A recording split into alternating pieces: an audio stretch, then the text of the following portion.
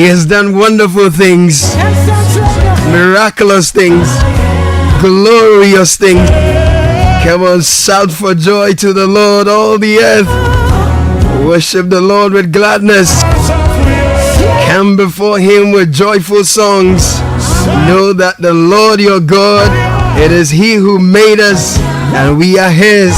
We are His people, the sheep of His pasture. Enter His gates with thanksgiving and His courts with praise. Give thanks to Him and praise His name, for the Lord is good, and His love endures forever.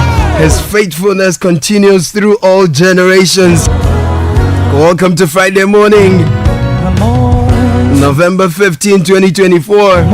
It's 30 after 6.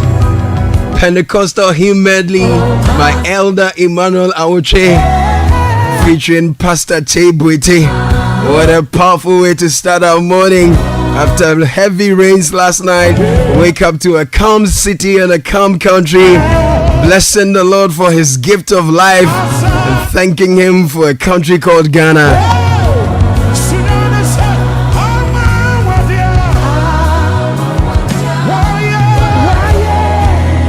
Business sense this morning. One way to show gratitude for what you have, which we are expressing this morning, thanking God for life and the land we call our home. One way to show your gratitude is to really take care of the gifts you have been giving. One way to show your gratitude for all that you have is to take very good care of the gifts you have been given. So what gifts do you have this morning? You might be wondering, I don't have no gifts. That's not true. First of all, your life is a gift. The body you have is a gift.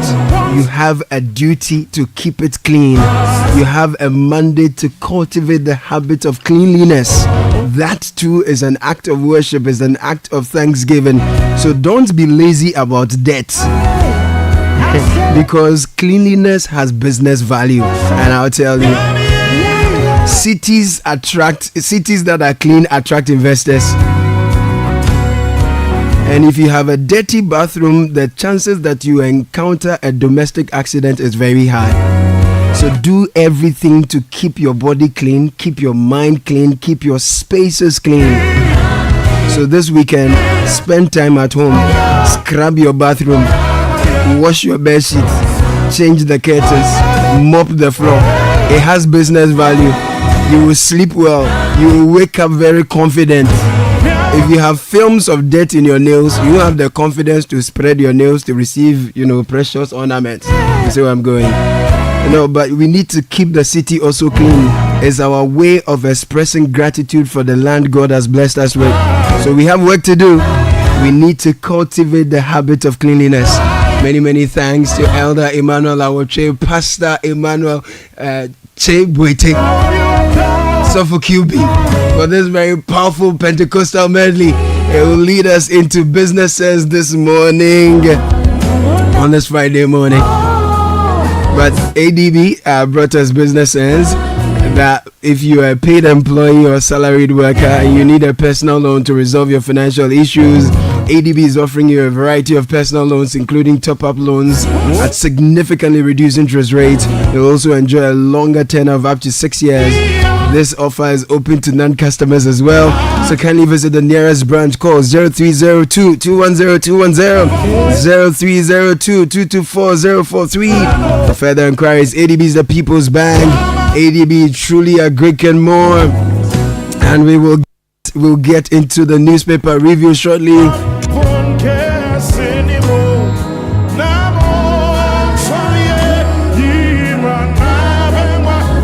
Come on, sing along.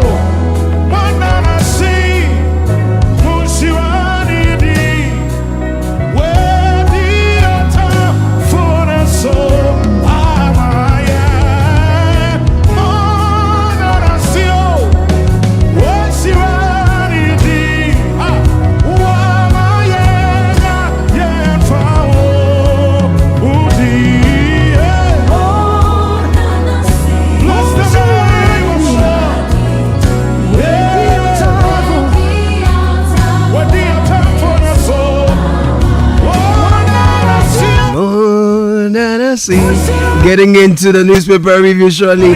Brought to you by Total Energies and Piva Beverages. Why wait for December when you can bring Christmas to you early? Total Energies is kicking off the holiday spirit with our Bronya Loop-based special from November the 1st to 31st January 2025. We're ready to spread some festive cheer, so swing by the Liberation Road, Tessano, Dakuma Link Road, Sakumo, Farah Avenue, Oxford Street, Community One Stadium, Apremdo Total Energy Stations. Go change your engine oil and get a free elite car wash to keep your ride sparkling. It's like giving your car a holiday makeover. Find us on social media, Total Energies Ghana, that's Facebook, Total Energies GH for Twitter or X, Instagram, Total Energies GH. If you're looking for a best of flavor in every sip, discover the refreshing taste of Piva Beverages. My goodness, we have the classic Piva Cola flavor, perfect fit anytime. If you are looking for a fruity adventure, try our delightful Piva orange fruit drink packed with recognized citrus flavor. Something exotic you want, huh? Piva cocktail fruit drink brings you the tropics. And for a sweet and juicy treat, grab your grapefruit drink and don't miss out on the refreshing Piva Tangy fruit drink, bursting with tangerine flavor. So Piva Cola, Piva Orange, Piva Cocktail, Piva Grape, Piva Tangy, Piva everywhere. Grab yours today. Call us on 0550-032-231. Piva Beverages is a taste you will love. It's an advert that's approved by the FDA.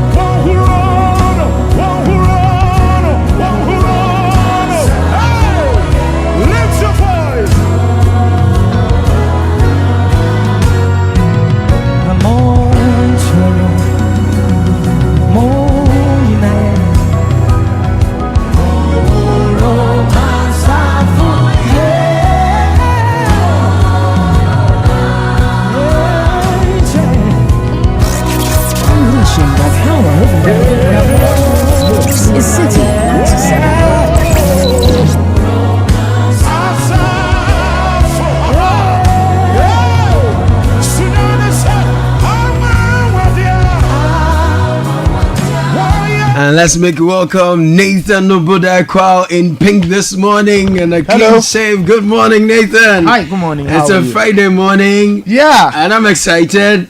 Okay, that's interesting. But you are not. Black Star will be 5 days are my longest working days. I'm sorry about that. I'm very happy this morning. It has rained and, part of the city where I use is very clean. Okay, that's I love the fresh air I got.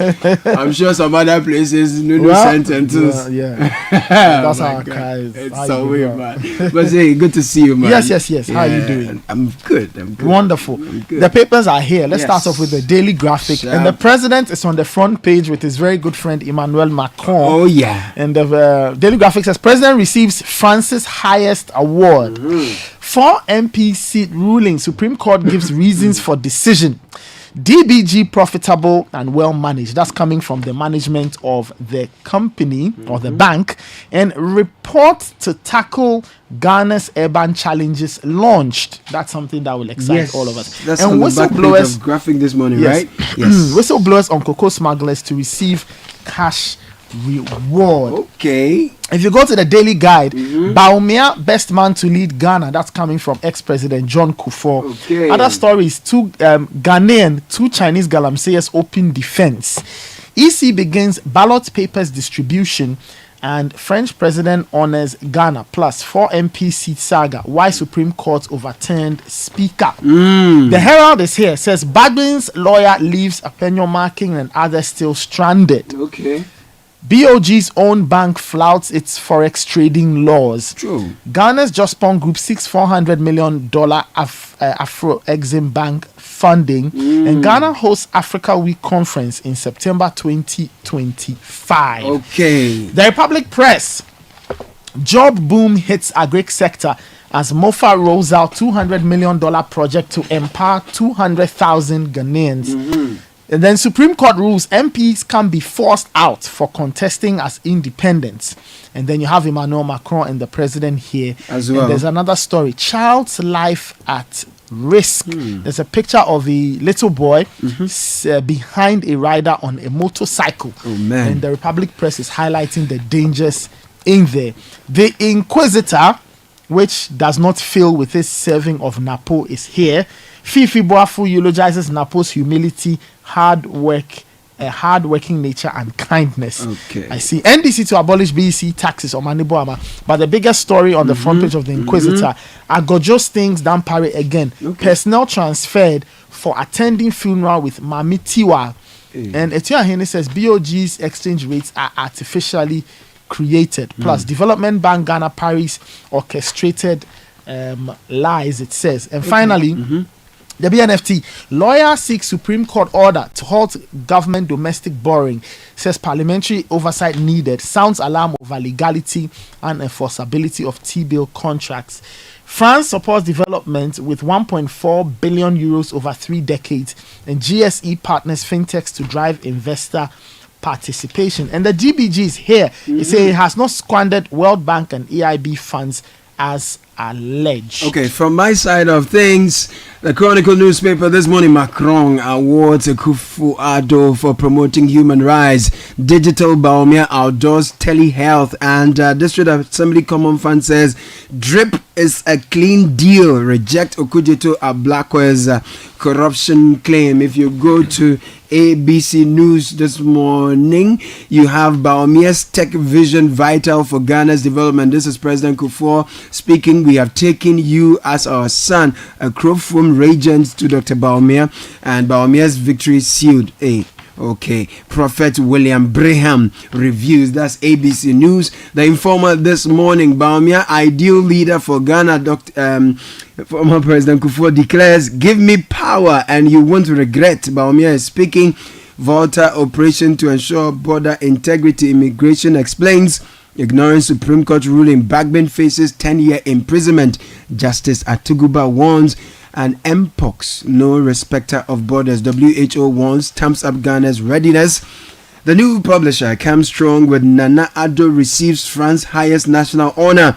Jospon Group seeks $400 million Afri-Exim Bank funding for Africa projects, and NDC will collapse free SHS for all and introduce means testing. This is upon Nkrumah.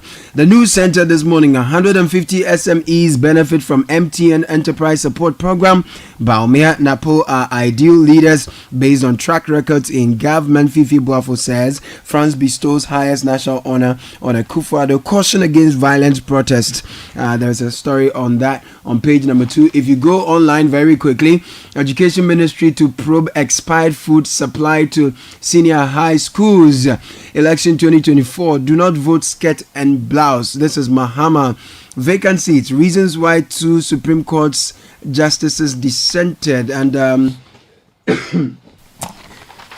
traffic on Spentex Flower Pot Road to improve after construction. This is Urban Road speaking. NHIS enrollment has surged to over 17 million under the NPP. Dr. Insiasari is saying here.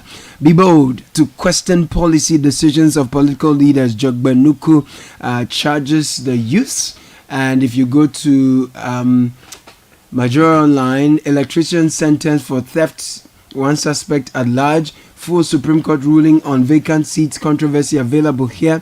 MPs can, I beg your pardon, only be vacated if they switch political parties in Parliament. Supreme Court says 22,000 bags of expired rice allegedly distributed to SHSs across the country. This is Ablakwa speaking. Journalists, bloggers, influencers sharpen skills in fact-checking ahead of December polls. Ministry of Education, yes, to commence investigation into unwholesome rice agadas here as well. If you go to Star FM, MP's affiliation remains intact until he changes political allegiance. Supreme Court, and Mahama promises to split our Win constituency into 2. NPP only knows how to unveil statues without completing projects. This is Mahama speaking. Everywhere else, 5 takeaways from Trump's first week as president. Trump picks RFK Jr. as health secretary and calls him great mind. UN climate talks no longer fit for purpose, says key stakeholders. And if you go to CNN, Trump's Health and Human Services Secretary pick is his most shocking attempt yet at an anti-establishment teardown.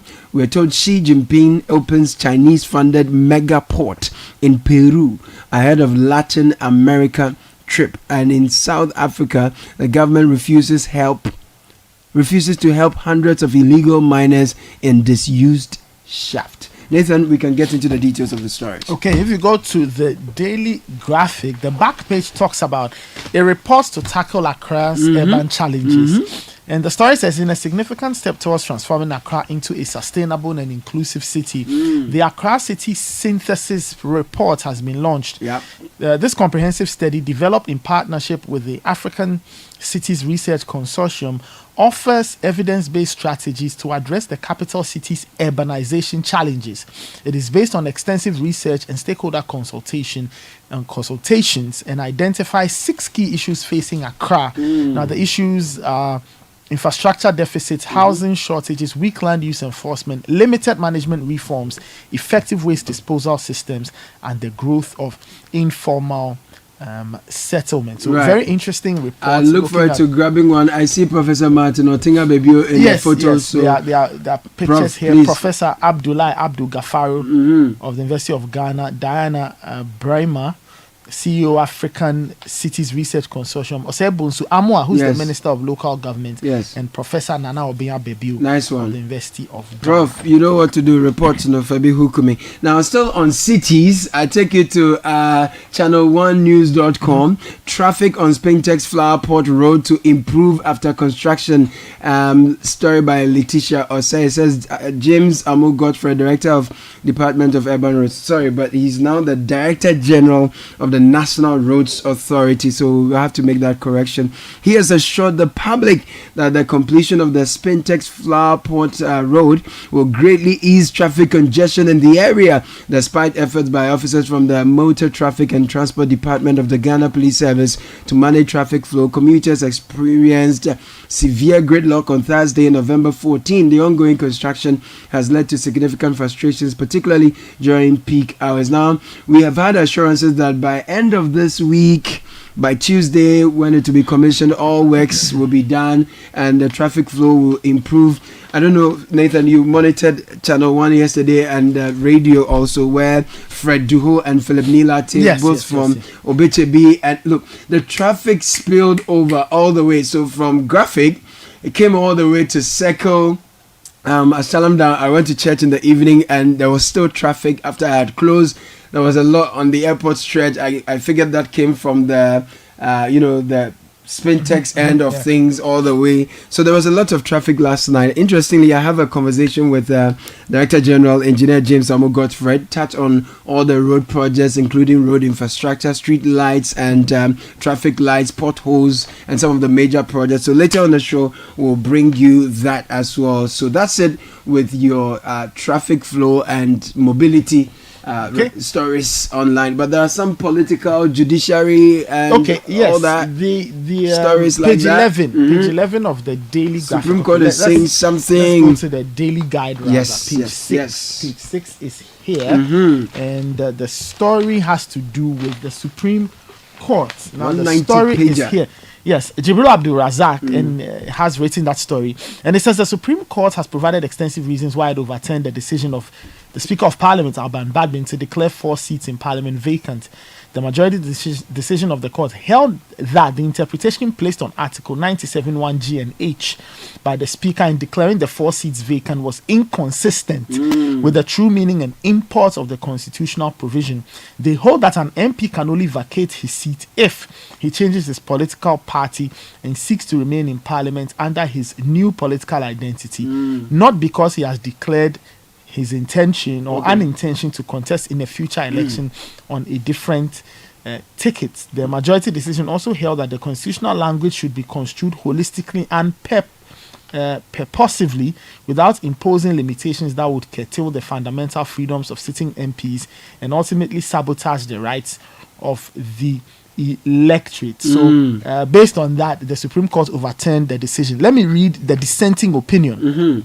So Justice Avril Lovelace Johnson and Omoro Tanko Amadu, in their dissenting views, held that Mr. Afenyomarkin failed to properly invoke the jurisdiction of the court and should have gone to the High Court and therefore dismissed his case. Okay, a few more updates following that, and if you go to citynewsroom.com, vacant seats, we must not encourage dishonesty. Eduji Tamaklo is here.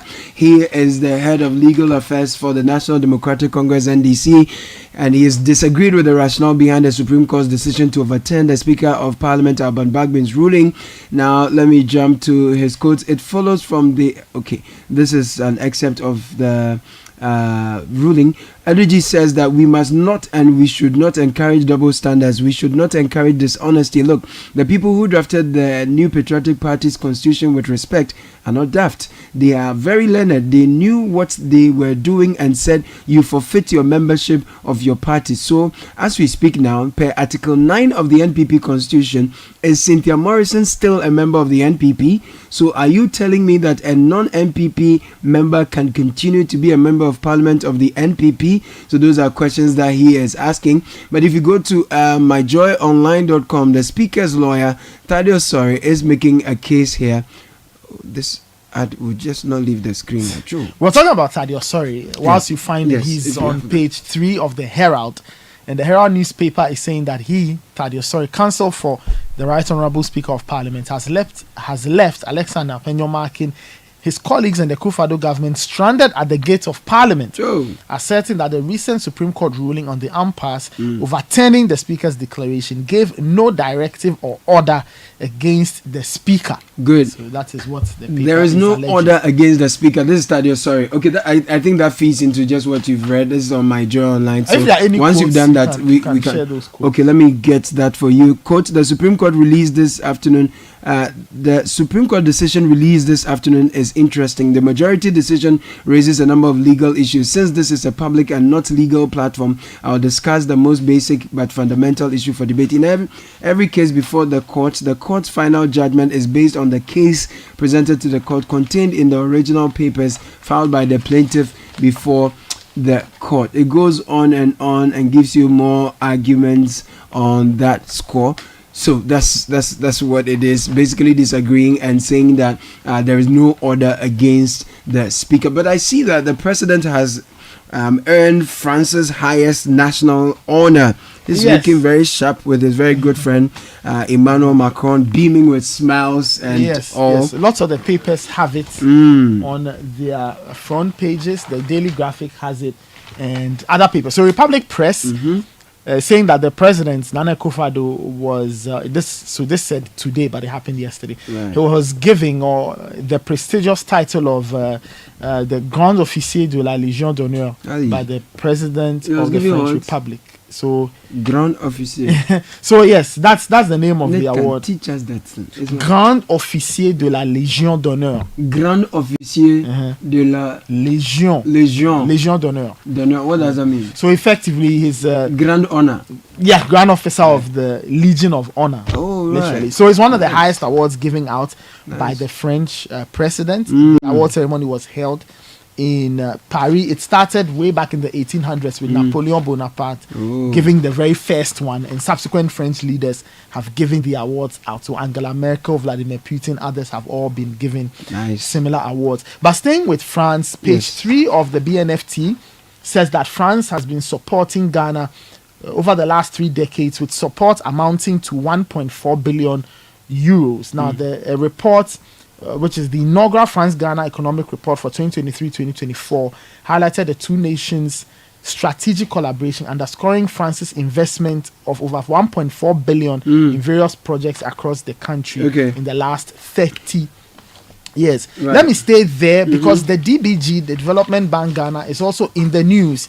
Some stories have been going round concerning the bank, and the bank has been speaking, and it says The Development Bank Ghana has rejected claims that it had misused funds allocated for its operations by the country's development partners. Okay. Now, in a statement, the bank described the media reports containing what it calls significant inaccuracies and falsehoods about its activity, stating that these undermine the institution's commitment to transparency and Ghana's economic transformation. So, for those interested, go to page 7 of the BNFT to get the full statement from the DBG, which seeks to clarify some of the things that are being said. Thank you very much for those pieces of information. Now, the Ministry of Education has commenced investigations into unwholesome rice saga in SHSs. You know, Samuel Akuteto Ablakwa released some information or investigate results, outcomes of his investigations that indicated that some bags of rice distributed to some schools across the country were unwholesome. The ministry said it is investigating that. Everywhere else, Donald Trump is still making headlines, and also Xi Jinping is opening China's funded mega port in Peru. But Trump's Health and Human Services Secretary pick is his most shocking attempt yet at an anti-establishment teardown. Trump picks Robert F. Kennedy Jr. to be his Department of Health and Human Services Secretary. Vaccine maker stocks stump after Trump's RFK Jr. pick. Now, how are Republicans reacting to Trump's pick to lead health and human services? All those details are on the BBC, but that's how we end the newspaper review. Thank you very much, Nathan Kwao. That was your news review. Oh, jump on now. Go. Google me. At what time will you come back where I don't hear the sound of your car? Why you buy new car? No, I don't change my car. It be the same, right? It be the fuel where I change. Way one shouts it. Ever since I started using the all-new Excellium Premium Fuel, fortified with 3-in-1 action. Oh, Joe, now my car they run like electric car. No, it's so. This is the type of fuel where they want to. Because now engine they cost. Where they want for way if I buy it, it go protect my engine. And with the small way I buy, I go drive, sir. Absolutely. It's like strapping a turbocharger to your engine and giving it a protector. And what they bust my mind self be the 3-in-1 action, no? Excellium they prevent up to 99% of deposit. It be anti-wear, some be anti-corrosion. Won't pay when I open there. Hey, so where can I find this magical fuel? Just head over to any Total Energy service station and your car will thank you. Hey, then make a finish my gobe fast, then rush go Total Energies. My friend, but why your hand my gobe inside? I give you info. Make a fill the gobe too small. Go. Joe Pana. Excellium is designed to protect your car engine, decrease fuel consumption, and lower CO2 emissions. Don't say fuel, say Excellium. Choose Excellium, choose quality.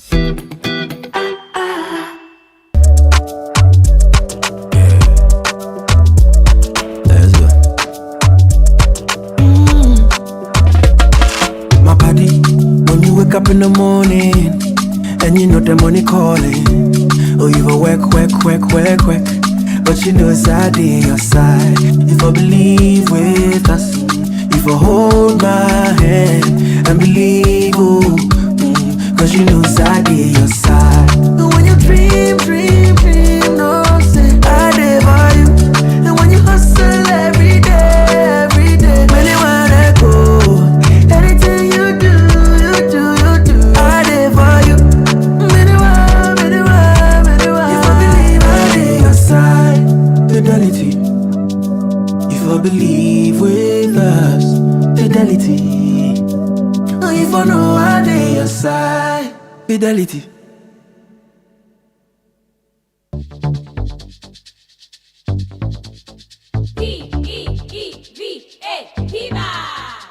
Looking for a burst of flavor in every sip?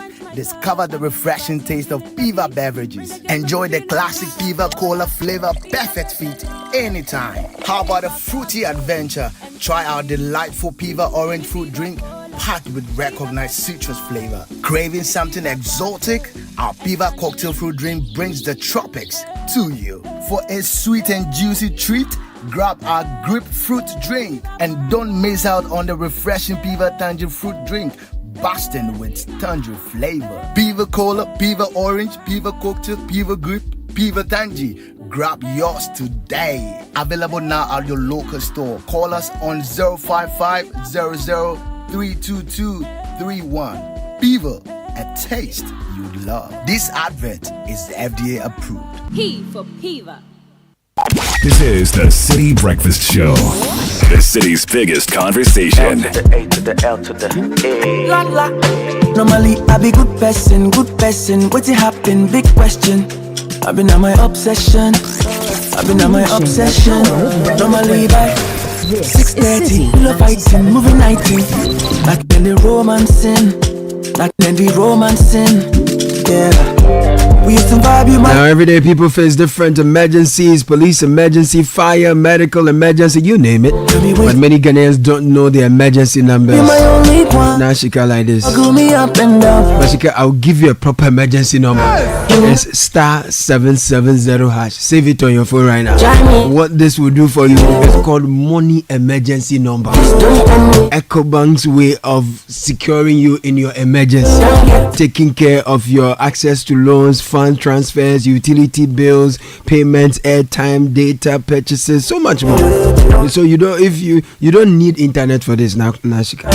Just dial *770#. You don't have to panic in any money emergency situation. So what's your money emergency this weekend?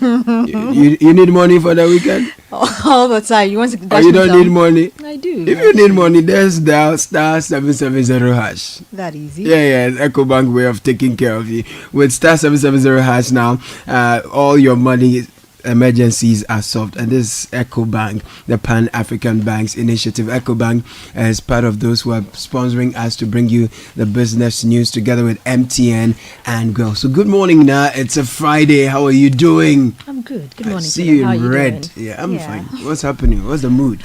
Well, Liverpool is on top of the league, so... Okay. Hello and welcome to the breakfast edition of the City Business News, proudly brought to you by MTN Goil and EcoBank. My name is Nashika Caesar. Coming up, economist warns of potential economic ramifications if the Supreme Court upholds legal injunction filed against the government borrowing through treasury bills. Also coming up, government begins distribution of farm inputs to about 800,000 farmers affected by the dry spell. And later, we'll tell you how exchange rate volatility is increasing the cost of mobile handsets in Ghana.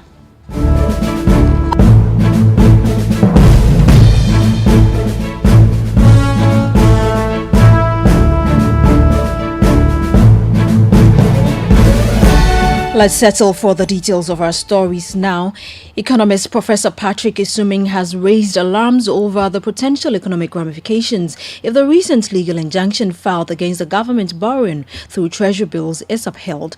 The case filed by financial lawyer Jonathan Amable seeks to halt the government's issuance of T-bills due to the failure of the government to seek parliamentary approval for such an issuance. Speaking to City Business News, Professor Isuming cautioned that such a ruling could have dire implications for the government's ability to meet its short-term financing needs and additionally affect broader economic stability. If that action was successful, that would be very, very problematic for the government. I think that, as you are aware, in the current IMF program, there's a restriction on commercial borrowing. So the main financing gap that we have, because the bond market are still closed to issuance of new bonds, the main source of domestic financing has been the treasury bills. The government raises a lot of money from that. So if the legal action succeeds, preventing the government from issuing new T-bills, then there will be a problem. There will be a big problem. There will be a big financing gap that we can't plug the hole. Professor Patrick Isuming is an economist. Now, the cost of mobile handsets in Ghana continues to spike, driven by exchange rate volatility, pushing the country down the affordability index for mobile phones. Despite this, Ghana remains a leader in mobile data affordability on the African continent, ranking second only to Mauritius. This shift, according to the Ghana Chamber of Telecommunications, is compounded by the industry's high tax burden. Speaking to City Business News on the sidelines of the launch of the 2023 Transparency Initiative report, the Chief Executive Officer of the Ghana Chamber of Telecommunications, Dr. Kenneth Ashigbe, indicated that the increasing pressure on telecommunications companies due to these rising costs. And if you look at the data, it looks at the issues of mobile data affordability as one of them. And if you take that particular data, Ghana is ranked second after Mauritius.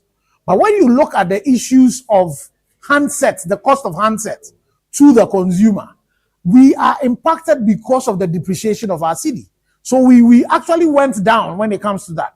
When it comes to the issue of taxation, which is also part of affordability, you find out that we also are not doing well when it comes to that. So when you consolidate that, our second position in Africa, we dropped to about a 7th or 8th position. So the industry itself is pushing for affordability in terms of how much they are charging, so far as the cost of data is concerned. But after all of that data you've been charged, even if it's 110 cedis that was charged, when you add the levies, the 3 levies, then you add your CST to it, then you come and apply your VAT to it, your effective rate is around 24%. You heard the Chief Executive Officer of the Ghana Chamber of Telecommunications, Dr. Kenneth Ashibe, speaking there. Now, the government has begun the distribution of farm inputs to about 800,000 farmers affected by the dry spell within the northern and middle belts of the country. The Minister of Food and Agriculture, Dr. Brian Echampon, stressed the need for agricultural extension agent to distribute the farm inputs to farmers who have been registered on the Ghana Agriculture and Agribusiness platform. Dr. Brian Echampon noted this when he interacted with some agricultural extension officers in the Eastern region. I know where some of you belong, I know where some of you belong. That is not what we're doing. We're giving fertilizer to Ghanaian farmers. And it is only those who are registered that must get the fertilizer. End of story. Nothing more than that. Are you with me? Yes. But I'm sure that is how you have been working. Yes. Are you being influenced by the DC? No. Are you sure? Because it's no. Please, if you don't distribute through the gap, she will be surcharged. And guess who she will surcharge? Dr. Brian Echampon is the Minister of Food and Agriculture. Now let's have a quick market check on the currency board across some forex bureaus.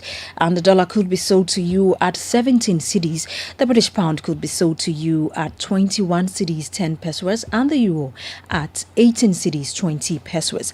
And that's all for the breakfast edition of the Citi Business News, proudly brought to you by MTN, Goil and EcoBank.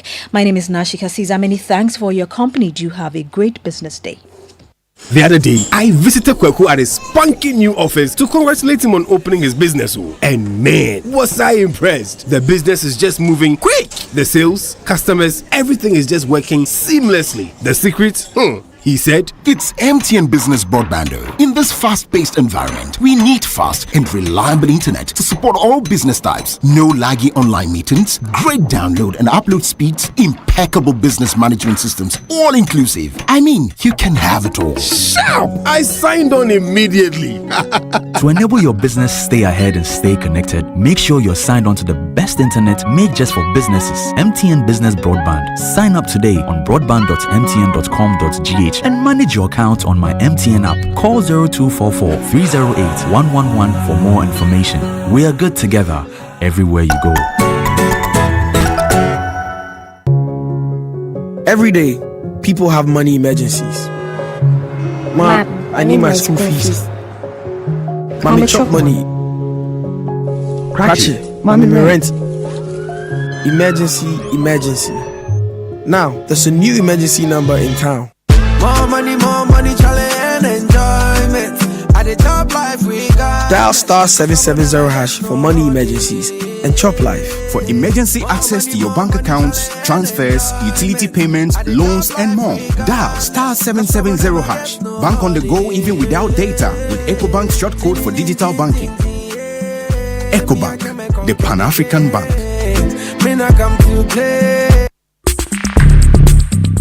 Join the conversation on the Citi Breakfast Show on Facebook at facebook.com/Citi97.3, Twitter at twitter.com/Citi973, and Instagram at instagram.com/Citi973 with the hashtag CitiCBS.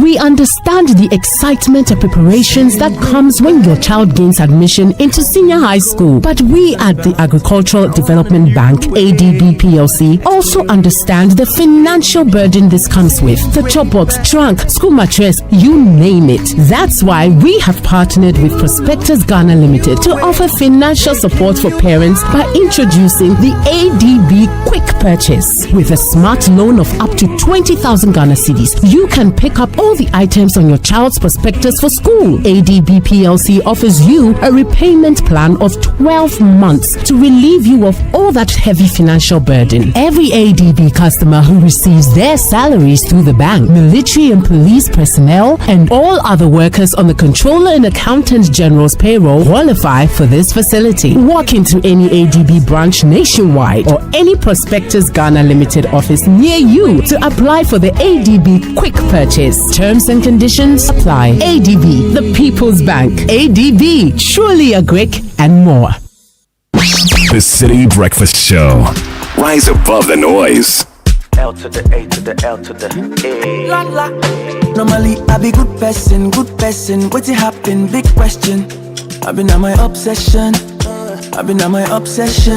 Normally by 6:30, pillow fighting, movie nighting. Like in the romancing. Yeah. We used to vibe, you my only one. Now you they juggle me up and down. Tell me waiting they happen now. We used to vibe, you my only one. Now you they juggle me up and down. But tell me waiting they happen now. You know say I did try. Try me or damn me. I'm used to one or two. Please don't tell me kangaroo. Can't get over you. One baby, you be two. You won't tell me kangaroo.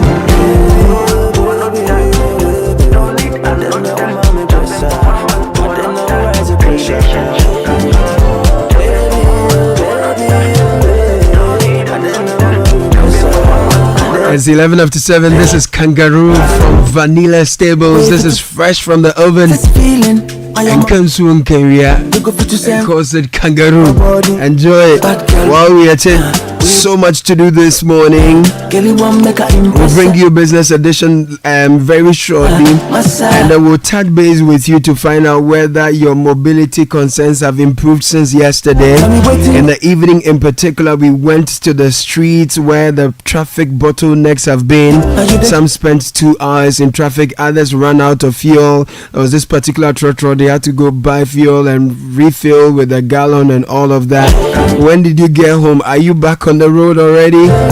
How are you feeling? How are you doing? I'd like to touch base with you. Let's get to know how you're doing. 0549-986-996, 0549-986-996. Remember also we have a big conversation with the Director General of the National Roads Authority. We'll bring you that interview and touch on some of the major roads that have stalled. What is the state?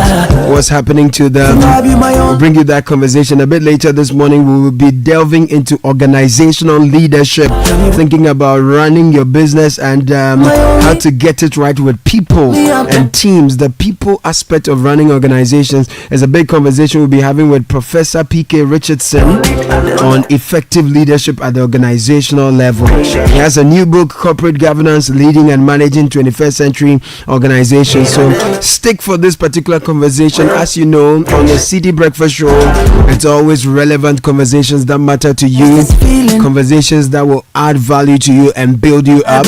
That's what we always bring your way. And here's one of them. It's exciting news from Telecel. Get connected for less with our discounted MiFi device at an unbeatable price of only 500 Ghana cedis. Get 10 GB free data for all your internet connectivity concerns. It's a portable Wi-Fi solution from Telecel and it has you covered. Perfect for seamless browsing, streaming and staying connected on the go. Don't miss out on this limited time offer from Telecel today. Visit any Telecel retail shop to grab yours today. Telecel, connecting energies. And if you want to send money to the Gambia, Guinea, Liberia, Nigeria, and Sierra Leone, it is much easier now through the Pan-African Payment and Settlement Systems PABS. You can send and receive money from the Gambia, Guinea, Liberia, Nigeria, Sierra Leone. All you need to do is to visit any First Bank Ghana branch nationwide with your cash, and your money is transferred in no time. To receive money, all you need is a First Bank Ghana account. It's another way by which First Bank Ghana puts you first. More information, call 0596 921 921. And if you're looking for litigation free land, contact Royal Kingdom Estate. We specialize in land acquisition, construction, design, property management, and more. With properties in prime areas like Accra and Abri, land starting at 90,000 Ghana cedis. We have flexible payment offers for you, affordable homes ranging from 2 bedrooms, premium furnished apartments for short rentals in East Airport. Visit us at Cantonment opposite Soul Clinic International School. Call 0557 555 909 027 277 8880. Send us an email, info at Royal Kingdom Estate. Royal Kingdom Estate, building communities, nurturing dreams.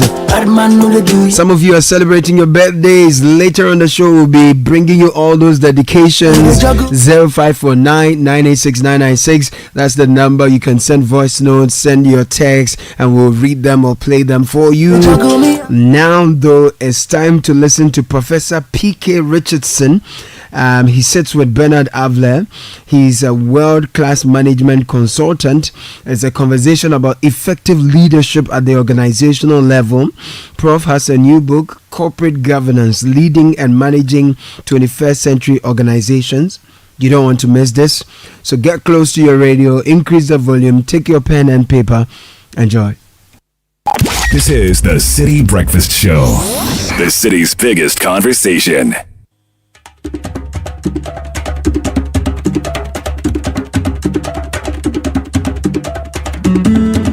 Welcome to another edition of the City Business Edition on 97.3 Citi FM. And today I'm talking to an old friend, a man whose appearances on this program have been received very, very well. I think one of my more popular interviews with him has been on leadership, and one of the interviews he gave me on what effective companies do differently. It's been a big success. Well, Professor P.K. Richardson is back with a new book, Effective Corporate Governance, Leading and Managing 21st Century Organizations to Success. Leading and Managing 21st Century Organization to Success. So let me say good morning to Prof. Richardson. Good morning, Bernard. Good to see you again. Oh, good to have you. How are you doing? I'm doing excellent. You never get old. Yeah, I'm trying. It's all by God's grace. Amazing stuff. So you released a new book, and yes. What's the process? Before I even come to what I plan to ask you, writing a book is not easy, right? And you've churned out a few of them. How long does the process take? How do you do a book? The last one, which was launched in the British Council Hall, was about 2 years ago. Okay. On leadership, did very well, selling it all overseas. And then the last 1 year, I've been writing on corporate governance. How do you do it? Okay. If you've got an organization, if you are the head of an organization, or the CEO or managing director, how do you actually get your organization, your company, your enterprise, your firm, whatever you call it, how do you get it to work, especially in this fast-changing environment that we're in? That is what this book is about. Amazing. Now, your churn rate is great, and we appreciate that. Now, thank you. I also like to mention that for some reason he's acknowledged us in the preface of the book. That's right. Myself and my good friend Kojo Akotoboateng, we used to do a lot of interviews with him. So if you're looking for my name in the book, it's in the book. So when you get the book, open the preface. At the bottom of that page, you will see Bernard Avler there. That's right. You deserve it. I like the title, the Corporate Governance. Now, leading and managing 21st century organizations to success. I see you doing something there with leading and managing in the same topic. Why are you putting these two? What are you trying to do here? Right. leadership and management are not mutually exclusive, but they are not the same. Okay. A lot of people think that they are the same. They are not. All right. Management is about the current. How do you actually deliver the mission? What are you doing today? All right. How are you meeting customer needs? Mm-hmm. Why do you exist? The mission is, why do you even exist as an organization? Mm-hmm. What have you been set up to do? So it's about today. Leading is about tomorrow. So you've got to have a combination of what you are doing now to achieve success today, and also be able to look into the future, because the future will change. How do I ensure that I can navigate what I'm doing successful today into the future? So managing is today, leading is tomorrow, and they must go together if the company is going to achieve sustainability. Must this be done by the same person? Yes. In fact, excellent CEOs are people who combine the two. Because you need to be able to get your people to deliver results today. But at the same time, if the environment should change, and the environment doesn't remain the same, the laws, the international laws, the government change and so forth and so on. If the environment should change, then what happens? Because what you're doing today successfully will not work tomorrow. The strategies, the plans that you apply today will still not work when the environment changes. So even in your own personal life, you've got to be able to determine, where do I see myself 5 years from now? Because 5 years will be different from today. And if you don't know where you're going, then any road will lead you there. So you should be able to determine, fine, I will deliver today. 10 years time, I should be able to still continue to deliver. So the good CEOs combine the two. They are first-class managers because they can do it today, and they are first-class leaders because they can look into the future, navigate the company to the future. When you talk about managing, it has 3 bullets. Directing the company, what's going on day by day. It's about making sure there is order, everybody does what they're supposed to do, and making sure that there is protection of the asset of the factory, of the firm that you are running. Directing, ordering, making sure there's order, and actually protection. Leadership, on the other hand, is about looking into the future. Is there any dangers coming on the horizon? So it's about observation, and then what you observe, you interpret. So observation, interpretation, and once you interpret, then you actually determine what needs to be done. So it's about observation, interpretation, and intervention. That is what leadership is about. They are not the same. I like the way you've neatly differentiated them for understanding. Does this apply just to companies? This leadership, management, you call it working together. Is this true of countries? Is this true of homes? Is this just true for companies? So it's true of everything. Even in the home, how the daddy or the head of the family leads determines, how children should behave at table, determines how they should behave when they go out. It's all about the one who leads. If the daddy is a boozman misbehaving, the kids will grow up to do the same. So the leadership, even your own self, you've got to lead yourself. Where do I see myself 5 years from now? And perhaps the most important thing in your life, Bernard, is to be ready at all times to give up what you are for what you might become.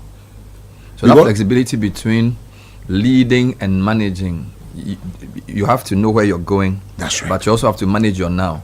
Precisely. And sometimes we get stuck in one. So there are some types who are very leadership oriented, always have a new thing in mind, always want to do something, very entrepreneurial, and yet there's no order, there's no protection of assets. That's right. They mess up. So so you're saying, whilst the organization can get the two types to work together, within the person too, they must have that flexibility to know when to vacillate. That's right. Yes. Otherwise, because you see, if you are very happy, Bernard, with what you are, you remain there. I'm okay. I've got $1 million business. I'm okay. You remain there. But you should be able to say, how do I see my business or even my life 5 years from now? And if you don't do that, you remain the same. Even as an employee, all right? 5 years from now, you should have a target. I should be senior manager in 5 years. Otherwise, you remain where you are. And if you've got that kind of mindset, it drives you. You set the agenda, that drives you to achieve the agenda. All those who said, when I grow up, I'm going to be a managing director. When I grow up, I'm going to be a president. They became president. Clinton didn't have a father. His daddy died when he was still in the MOOB. But at 16, he said to himself, when I'm grown up, I'm going to be president of the United States. No daddy comes from the smallest state in the union, Arkansas. And yet he became president. Incredible. That's how personal vision can actually drive you to success. What is this book about, and what prompted you to write this book, and who is the target? Target is anybody who runs organizations, for profit, not for profit, the ministry, wherever you got 2-3 people working together to achieve anything. The Ministry of Health has been set up to provide health for the people of Ghana. So it's got an agenda. It's got something to do. Headed by a minister and a chief director. They've got a business to deliver what that ministry has been set up to do. And therefore, they need to be able to sit down and say, hey, we've got budget, we've got some money from Ministry of Finance, we've got people. How are we going to use them to actually achieve, the aims or objectives of the ministry? So it's for any organization. It's about using people and resource money to achieve the goals. Company, for profit, not for profit, everywhere where you have to get people to work together, there should be this kind of governance going on. Amazing. We're talking to Professor P.K. Richardson, a leadership guru, and he's done a lot in terms of teaching, writing, and training. And his latest book, Corporate Governance, Leading and Managing 21st Century Organizations to Succeed, is the subject of our discussion. And in that, we're also picking some principles from that. So what I want you to do for me is to explain the PGL paradigm that you have in the book. I think I see performance, governance, and leadership. You've advanced this as a philosophy. Just explain it a bit and put some meat on it. Every organization wants good performance. If it's for profit, you want good profitability. Our return was this. If it's the Ministry of Education, you want at the end of the year to achieve some success, to be able to train this, be able to put this here and so forth. So every organization is set up to achieve some objective. And if you achieve a good objective, you said you have performed well. This word performance is a nebulous concept. It's an amorphous word. When you say performance, difficult. So the basic definition, Bernard, is the extent to which stated objectives are achieved. So we say that, if you're able to run channel 1 for 80% profit, then you've done well. It's defined. So performance, you determine what is your good performance. But performance doesn't happen automatically. Performance only comes if you govern well. And this is where I look to scripture. If you plant a good tree, you harvest good fruit. If you plant a bad tree, you harvest bad fruit. St. Luke's Gospel, Matthew's Gospel. In other words, what you put in determine this performance. If you want a good performance, then you want to manage or govern well.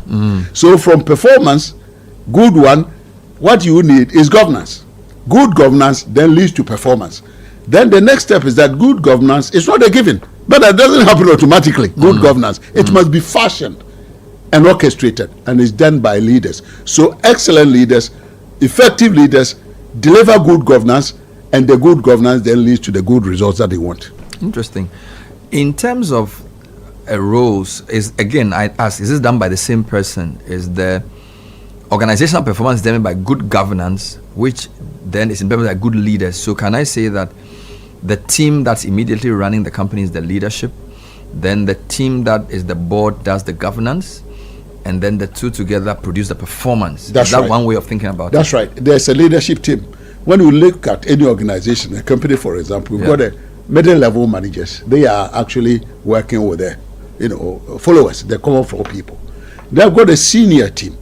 These are the SMT, senior management team. Senior management team, the directors. Okay. And they report directly to the CEO. So the CEO, managing director, and that directorship team, they are the ones actually moving the organization. So they are the running governance. They are the running governance. And the board provides oversight. So when the CEO and his team determines that, look, we need to build 2 other Channel 1 studios in Kumasi. When they determine that, then they bring it to the board and say, guys, based on the successes we have achieved, this is what we want to do. What do you think? Then the board will sit down and analyze. I think it's brilliant idea. Go ahead, or maybe do one first, and then later on, after 2 years, if it works, do another. So the board provides oversight, but the actual doing, hands-on, is the executive team we call the leadership team, made up CEO and the directors. So let's come to the book. It's arranged in, I think, 13 chapters. That's right. And before I go through the chapters, what are the main learning points of the book? That's right. When you talk about corporate governance, this book, as I wrote in I think in the preface, says the purpose of this book is to demystify corporate governance. Corporate governance, we talk about it and so forth. People are not very sure what it means. You can actually distill it into 4 bullets. Okay. First, effectiveness and efficiency of operation. That's the first bullet. I will explain this further. Second bullet, reliability of financial performance. In other words, when you put your accounts there, it should be true. Everybody, GRA should look through and say, brilliant, Channel One, you've actually done it right. We can trust your money matters. So reliability of financial performance. Third, obeying the law, operating within the law. Every organization, every company operates in some legal jurisdiction, some country. And you must actually go by the book, operate by the book. And fourthly, safeguarding assets. Someday, Bernard, you and I will not be here. And Channel One should carry on, even when you are not here. In other words, once we are here, we need to safeguard these assets. Even though it may be owned by us, it's still part of the assets of Ghana, of the nation called Ghana. So when you're not there, somebody else, other people should carry on and let Channel One actually go employing jobs and so forth. See, these are the 4 bullets. The first one is the most important, effectiveness and efficiency of operation. I'd like you to elaborate because, again, leadership, management, you distinguish the two. Now, obviously, effectiveness and efficiency, they sound the same, but they are not the same. They are not the same. Very interesting. They're not the same. Effectiveness is actually being able to say, to do what you have said you are going to do. So you take 2 teachers, all right, they've all got PhD. They stand in front of a class, one at a time. And one does it, lecturer A, and people say, wow, he taught the subject in such a way, I understand everything.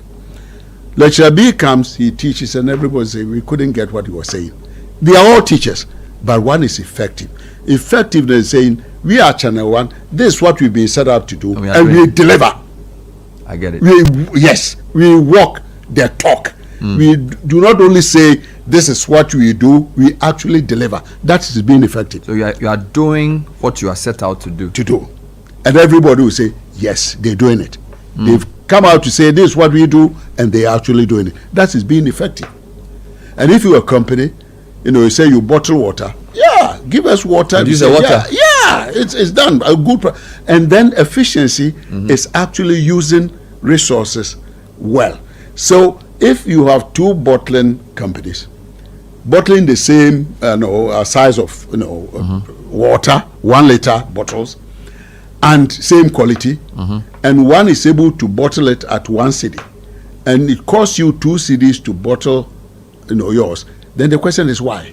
In other words, the company that is bottling at 1 is more efficient in the use of machine and electricity and everything better than you.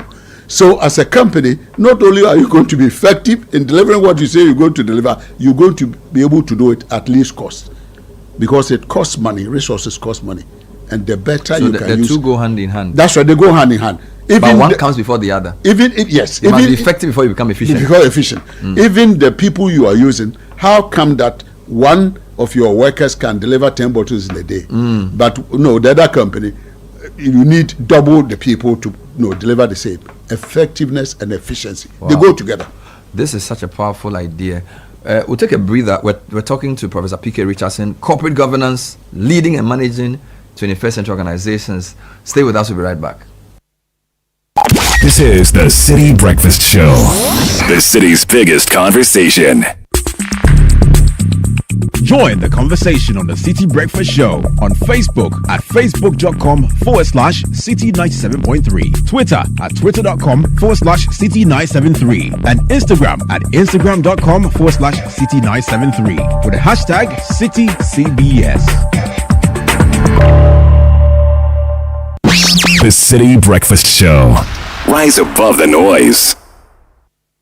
Welcome back. This is the City Business Edition. Today we're speaking to Professor P.K. Richardson, who's been on this platform before. He's written a new book, Corporate Governance, Leading and Managing 21st Century Organizations. By the way, who's this book for? Who's the book for? As I said at the beginning, it's for everybody who's in charge of any organization. Okay. For profit, not for profit, ministry, it doesn't matter. As long as you've got people working with you and you've got money, resources, these two resources together, you need to actually manage or govern them well. Because if you don't, then there will be problems. And what really drove me to write this book is that very, very big companies, everybody thought were brilliant, collapsed spectacularly, like Enron. You know, 1 year before Enron collapsed, its sales were $100 billion. Wow. $100 billion sale. All right? In 2000, following year 2001, this company had collapsed. Why? Because the top people, the leadership team, the chairman Ken Lay and his sidekick Jeff Skillen, CEO, were actually very dishonest. They were not playing by the book. They were doing things which good governance would say don't do. And if you don't do it right, as I said, Matthew's Gospel, if you plant a bad tree, don't be surprised that you get good fruit, because you can't do the wrong things and expect good results. And sometimes that's the problem we have in my own country, Ghana. We do things, you know, and we think they should give us good results, and we don't get the good results because we do them badly. And one of the problems is this, that any system will give you the results that is given today. And if the results are not good, then it means the system must change. Because a system will always give what you are getting. Every system does that. So if you keep on doing what you keep doing, Bernard, you keep getting what you keep getting. And you keep getting what you keep getting because you keep doing what you keep doing. You know, so if the results are not very good, what you get is not good, then the system itself must change. And in the government sector, you have a lot of problems in that. We have wonderful policies, but in the implementation, we blow it. And as long as the implementation, in the quotes, governance of it is wrong, you will not get the right results. Even if the idea, the policy is very good. Garbage in, garbage out, they say. Amazing stuff. So don't forget the 4 bullets for corporate governance: effective and efficient at operations, reliability of financial performance, obeying the law, which Enron did not do, and safeguarding the assets, which eventually they were found out for not doing. Now, let's run through the book. So in the first chapter, you have the introduction to governance, which you have explained already. And then you explain the leadership governance performance paradigm. That's right. Good performance comes from good governance. Yes. And good governance is put in by effective leaders. Chapter 3 is interesting to me because you deal with governance in the public sector. Yeah. It's always a place it's dear to your heart, isn't it? It is very much. Because you see, but however good you guys are at managing Channel 1, you still operate in an economy. Yes, sir. And if the environment is not being run well, it will affect how you operate. You don't have a choice. If the environment is messed up, it doesn't matter how good you are here. You're going to go out, you're going to operate on that, whatever, and so forth and so on, and it will affect you.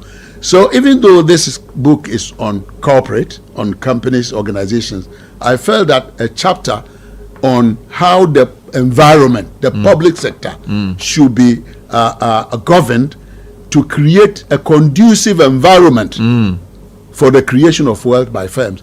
I felt that that was important. So I put in this chapter that, look, guys, and of course, the private sector managers, you and others, can influence, you know, how the public sector is fashioned.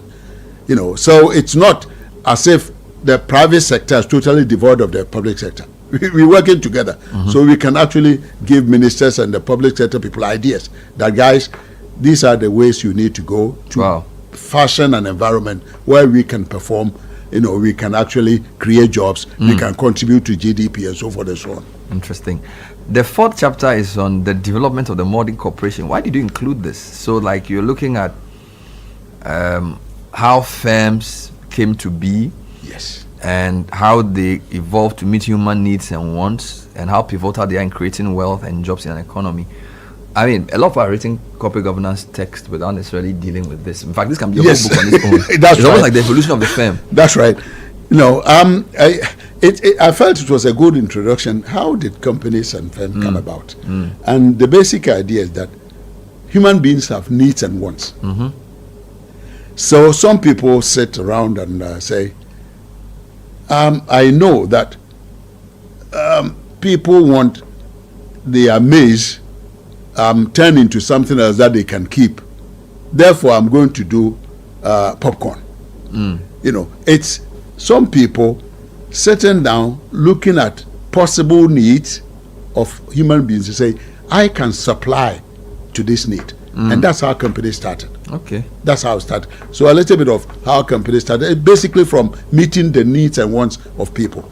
And then chapter 5 is the nature and operation of business organizations, where you focus on legal frameworks governing contracts, property rights, and incorporation. These are important. So it's a very legal part as well. That's right. So you having some chapter on the kind of organizations and the laws that governs them. So if you want to set up a company, is it a partnership? Is it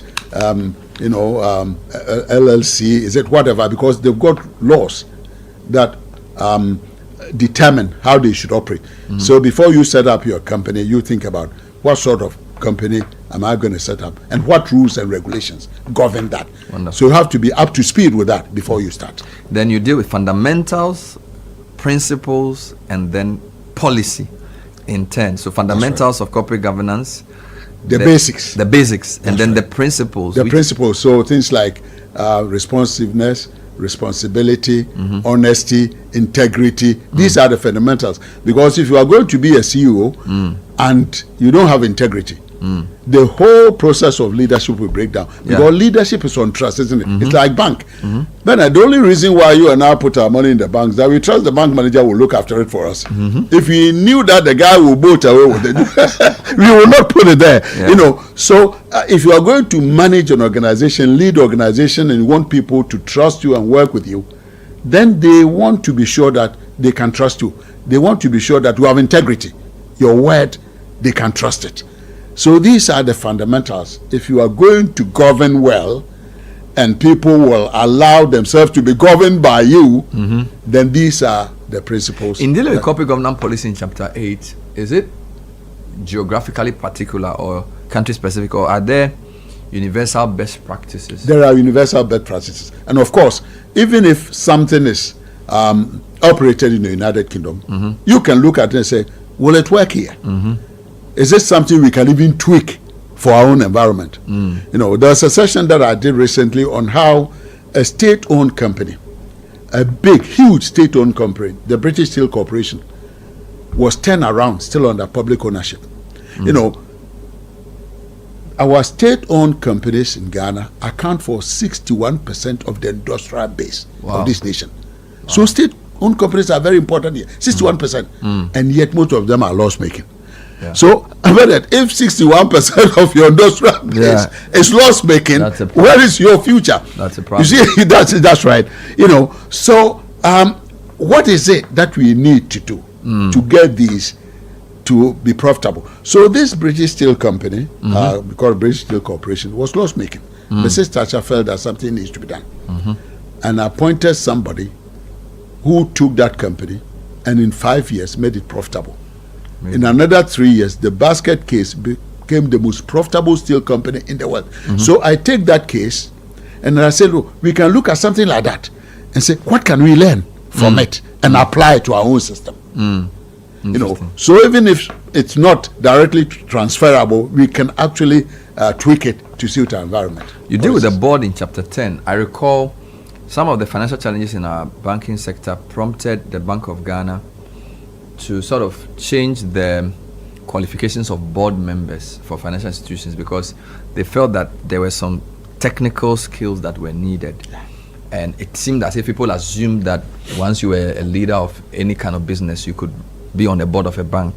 But the qualification has been increased, partly because of the crisis. So boards are critical. Very much, because they are the one that provide oversight. You know, we want to build 2 of Channel 1s in Kumasi. In our opinion, it's a good idea. But you want somebody else to say, what do you think? Because a different opinion, you know, somebody looking at it from a different angle can be very useful. Even my children, I say to them, look, you are all adults now. You have your plans. But I'm still there. You know, you can come back and say, Daddy, this is what I plan. What's your view? Perhaps by bouncing that idea off me, you'll be able to improve what you want to do, or maybe get a different idea.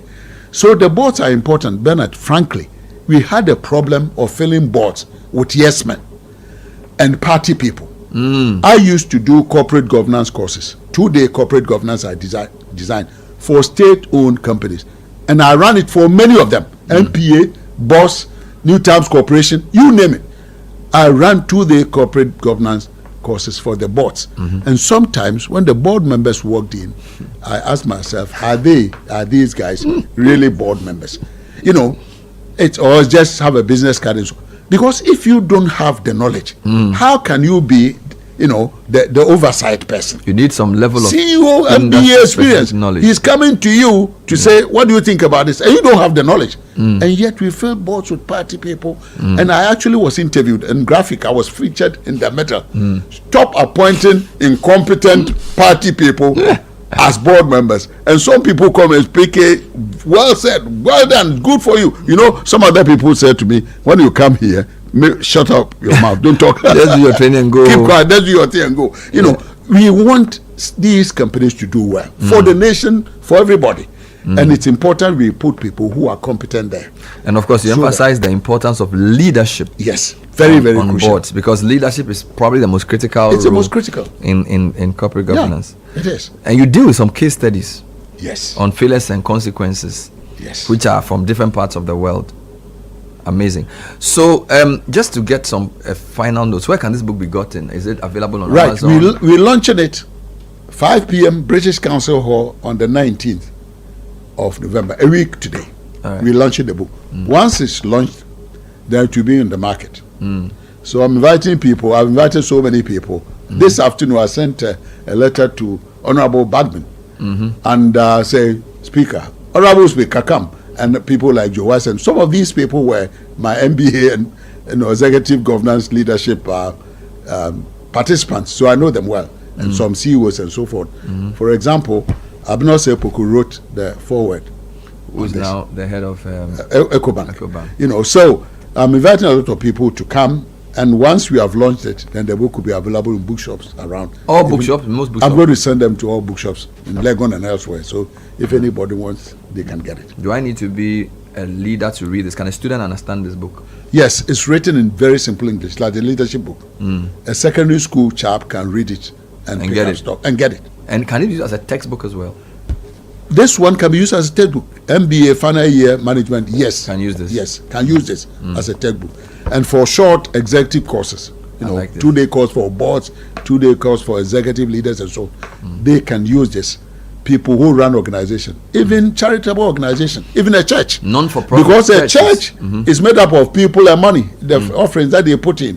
And if you are a pastor, how do you've got 1,000 people? You know, some of them will be fighting against each other every Sunday. Some of them will be going after other people's girlfriends and so on. There's always everywhere human beings are. It doesn't matter as a church, but everywhere human beings are, there will be problem. So as a leader pastor, you've got problems to solve. And then of course, if they are very generous and they also put a lot of money into the church, how do you manage that money? So this is where governance comes. Everywhere 2-3 people get together to do anything, governance is important. Thank you, and this book will be useful. Thank you, Professor P.K. Richardson, who's author of The Corporate Governance, Leadership, and Leading and Managing in 21st Century Organizations, a book that will be available in most bookshops, and it is to be launched on the 19th of November.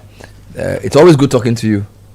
Pleasure, Bernard. Have a fantastic time. And that's all we have time for today's edition of the City Business Edition. You want to do some acknowledgements? Yeah, a lot of colleagues have been invited, and I'll be very happy to see them. Some of them I haven't seen them for years.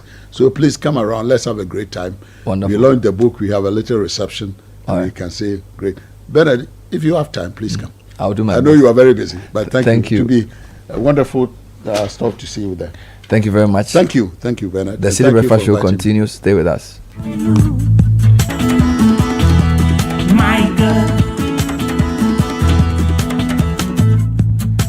This is the Citi Breakfast Show, the city's biggest conversation.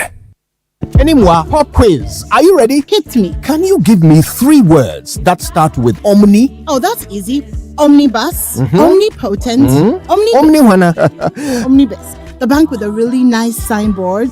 Hey, Radzi, you mean Omnibisic. OMNIBSIC. Omnibisic. Let me hear you say it. Omnibisic. Perfect. Is that an abbreviation? Not entirely. And it's not just a bank with nice signboards either. Omnibisic Bank is Ghana's fastest growing bank with innovative banking products and headquarters in Atlantic Tower at Airport City, Accra, as well as 40 branches across the country. Omnibisic Bank has the final word on excellent customer service delivery in Ghana. Plus, they have the coolest signboard. Yes, they do. And the coolest name, Omnibisic.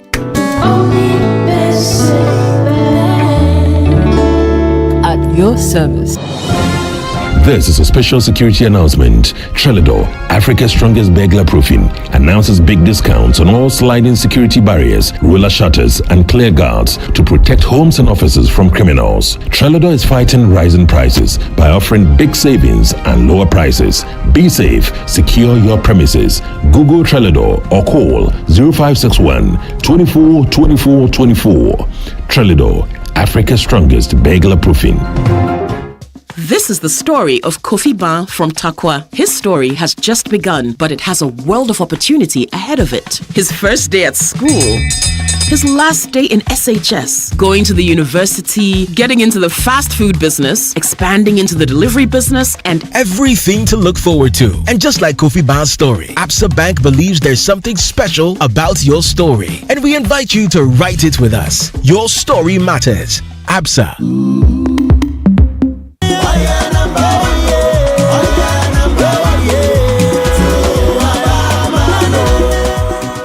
Ojam, did you know the NDC once promised a one-time premium for NHIS? Yeah, but when they won the elections, they could not implement it and almost collapsed the NHIS. Today, this same man is promising Mahama Care and free primary health care. They think we are kids in this country. We don't have short memories, like Mahama said. Remember the capitation pilot in Ashanti? You were stuck with one health facility, no matter what. That was so limiting. But look at us now under the MPP. There's real change. The MPP expanded NHIS coverage to include serious conditions like childhood cancer, sickle cell disease, and kidney dialysis for children under 18 years and all people from 60 years and above. Today, with just a short code, you can renew your insurance. Truly, the MPP has restored our hope in the health system. See the Agenda 111 and other new hospitals are springing up everywhere. So, this election, let's vote for continuity. Let's vote to protect our health care. We will not fall for fake promises again.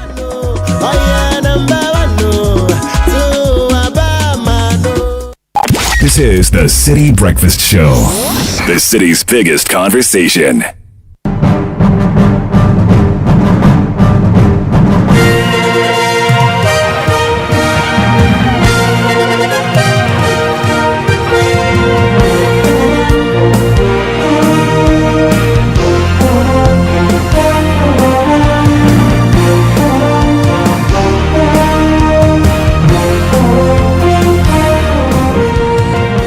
Hello and welcome to the very latest. It's Friday morning and it's kickoff for all 97.3 CTFM. Thanks to Shell, Lesheho, Zonda GH and Polytank Ghana. Papa Nunye. I am Bernard Abeku. In the headlines, it's match day for the senior national team, the Black Stars of Ghana, in the ongoing AFCON qualifiers. We'll get to hear from the head coach Otoado in a bit. Plus, we'll check out some results from the Nations League and some tennis as well.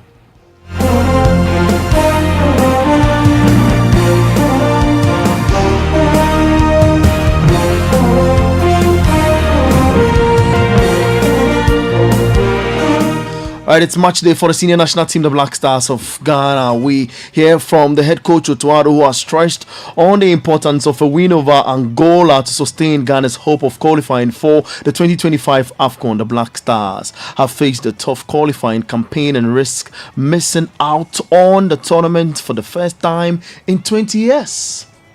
Yeah, these are difficult games. We can't take it for granted that they will play, let's say, 50% or so. I know that they will give 100%. It's going to be difficult. It's an away game, and it's going to be very, very tight. I know, but I think mentally the boys are ready.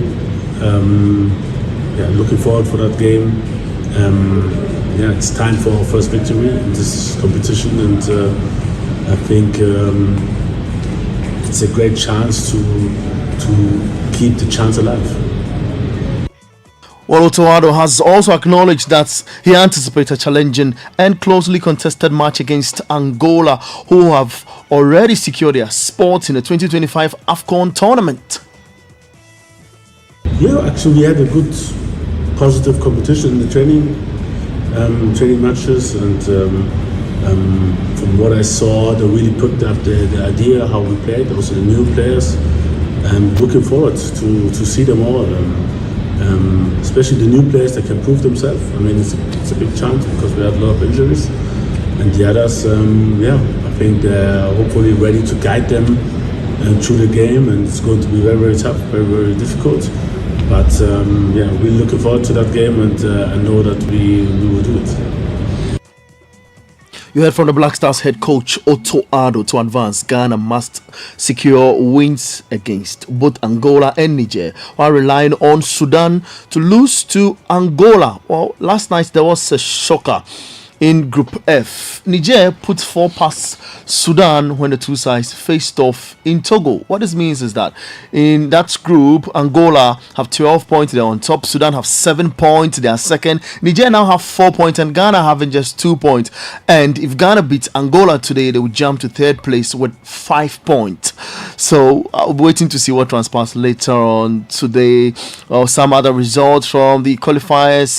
Nigeria battled to a 1-1 draw with Benin, a result that confirmed their qualification to the AFCON 2025 in Morocco in a closely contested encounter at the Stade du 26 Mars in Senegal. Of course, clinched a 1-0 victory over Burkina Faso, cementing their lead in Group L. Libya beats Rwanda by a goal to 0. Tunisia also beat Madagascar by 3-2. To some matches coming up later today at 1 p.m. It's Botswana up against Mauritania. Same time, Uganda will be taking on South Africa. 4 p.m. is Cape Verde up against Egypt, and Eswatini will take on Guinea-Bissau. And of course, it will be Mozambique up against Mali, Zambia versus Ivory Coast, Zimbabwe versus Kenya, Angola up against Ghana at 7 p.m. and it's Gabon versus Morocco, and the Gambia will be taking on Comoros. Away from the AFCON qualifier, Dr. Mustafa Abdul Hamid, the Chief Executive Officer of the National Petroleum Authority, has been named the new board chairman of King Faisal Football Club, a Division 1 club based in Kumasi. This decision is intended to boost the club's leadership and governance framework, as management is confident that Dr. Abdul Hamid and his extensive background in politics, academia, communication and business leadership will greatly benefit the organization. Let's move to Europe now, and Italy and France booked their places in the Nations League quarterfinals with a game to spare. The Azuris beats Belgium 1-0 with Sandro Tonali scoring his first international goal. England will return to the top tier of the UEFA Nations League with a victory over the Republic of Ireland at Wembley on Sunday after overcoming Greece in an impressive fashion. Oli Watkins and Curtis Jones all got on the score sheet for the Three Lions. Here is Jude Bellingham after the game, and of course Curtis Jones. Good win, important win. You know, a lot was made of the lads that weren't here, but I think the lads that were here who showed up were amazing. You know, Kurt making his debut, scoring, playing as he did. You know, amazing. I'm really proud of the boys tonight. Would have been you know, 1,000,001 excuses if we didn't play well or didn't get over the line, but the lads went out and did their business so professionally, and back to the top of I think of the group. So where we belong. Curtis, I think that's what's called making an impression on your debut. Yeah, I tried. You know, the lads around helped as well. I just went out there, I was playing free, I had a smile on my face, I was enjoying it, and I'm happy that I came in with a goal as well. Away from Jude Bellingham and Curtis Jones, there are more games to observe later tonight in the UEFA Nations League as Denmark up against Spain at 7:45 p.m. Portugal versus Poland at the same time. There's Scotland and Croatia and Switzerland up against Serbia. Coming up, let's do some tennis before we take leave of you. And Jannik Sinner east past Daniel Medvedev in straight set to top the Liena Stasi group with a perfect record as he dumped the Russian out of the ATP final in Turin.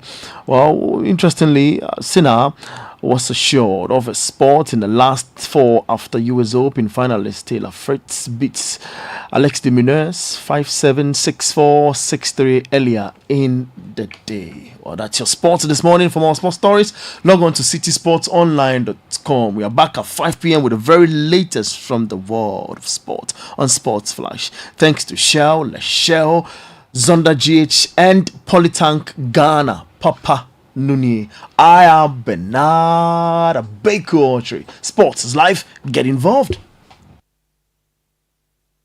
Polytank Papa Nunye, Polytank Papa Nunye, Papa Naka Messi, Papa Nunye Kamesi, only one Polytank, strong and reliable, trusted by generation. We want the citizens to buy only Polytank.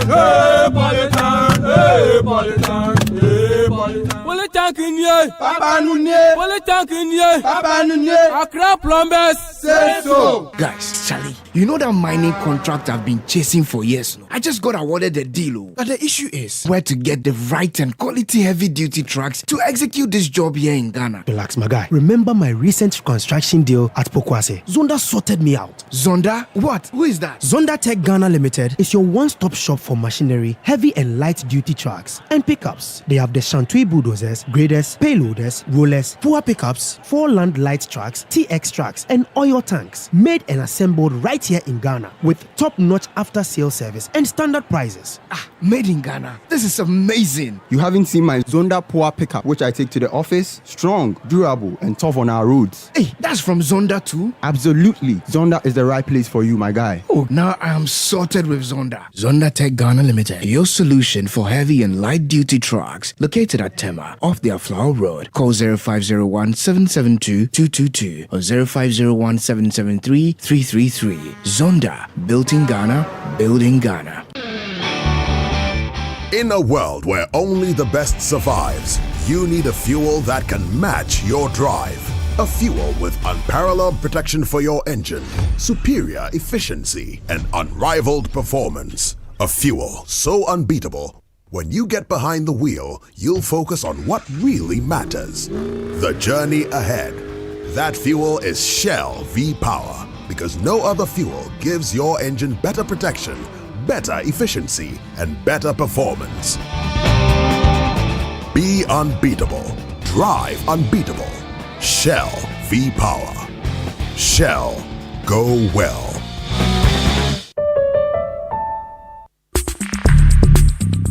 Join the conversation on the Citi Breakfast Show on Facebook at facebook.com/Citi97.3, Twitter at twitter.com/Citi973, and Instagram at instagram.com/Citi973 with the hashtag CityCBS.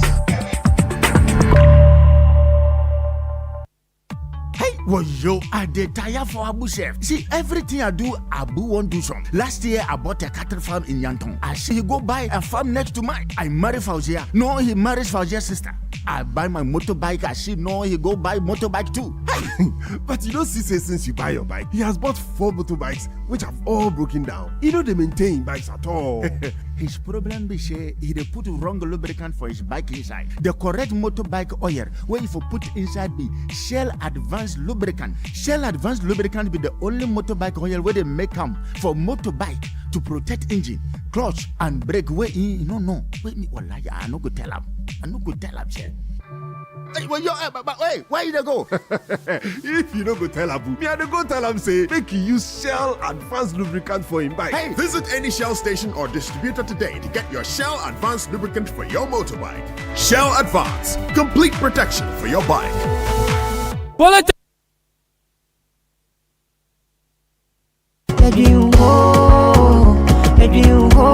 Baby, first bank, you're looking for a bank to rely on. Let me give you a shoulder to lie on. Would we say to banky baby, no lie. Only one place where I get my eye on. Make I introduce you all to First Bank, the best services in the world, first rank. Customer service, everything is well planned. I make music, I travel, I sell land. They be my reserve tank. Cause every time I know my money's safe. Universal banking, it's in me here on the date. I'm a busy person, me no many time to wait. Now I got to Spain, even when I'm in the States. My me blue shirt. But tell me office a chilling, but who cares? Cause I bank with the best. I'm lucky, I'm too blessed. When it comes to First Bank, it's too west. Everything is you first. Woo! Nobody feed you, I'm like us.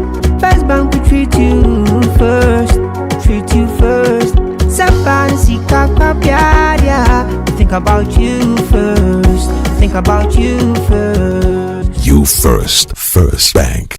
There's a business in every woman, from the young lady brimming with exciting and novel business ideas to the market queen managing her empire. There's the she architect, quantity surveyor, realtor, business consultant, crafting dreams into reality, and the multitasking mom seamlessly blending work at home. The entrepreneur, meticulously checking stock, to the corporate woman sealing deals on the move. Indeed, there's a business in every woman.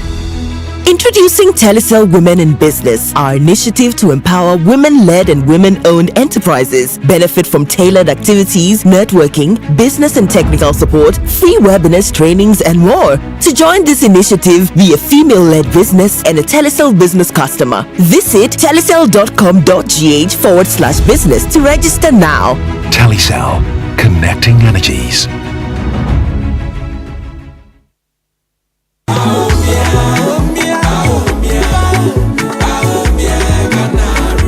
Efia, I've been thinking. Have you noticed the changes in our community? Kojo, things are really different now. The MPP has really made a difference. Exactly. Free SHS, healthcare, new factories. It's like a whole new Ghana.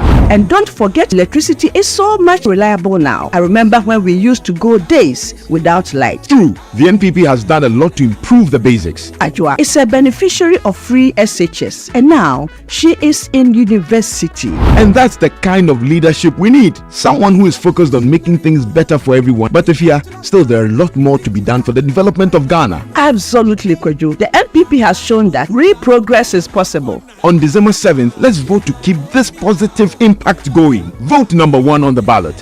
Vote NPP for a better and prosperous Ghana.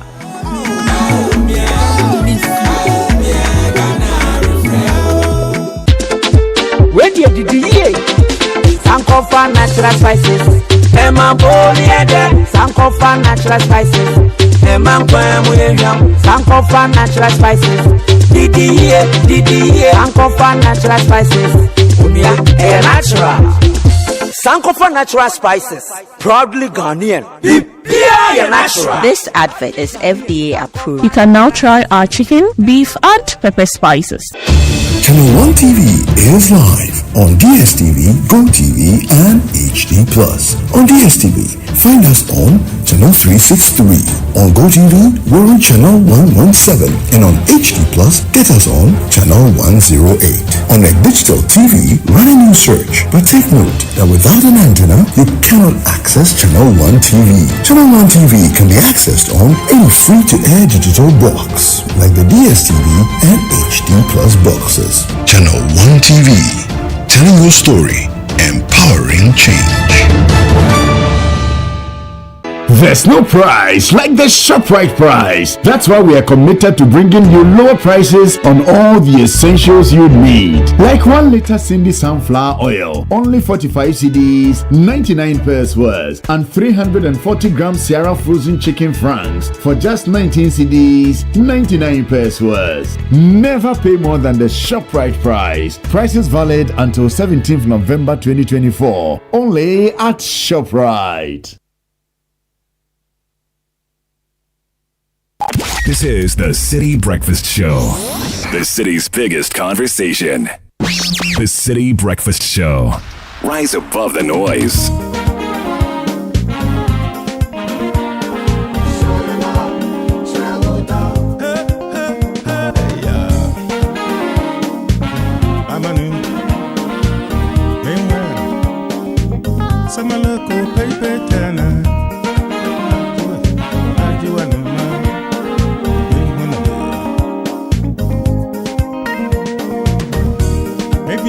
Me a walk, Masia, me cream, my son, and Piano 170. Maria Besio, you know, Nama Wareno. Our women, you are Makotumpo, on phone, be Ribiarampo. Nasu many boy would be Namakumetrano.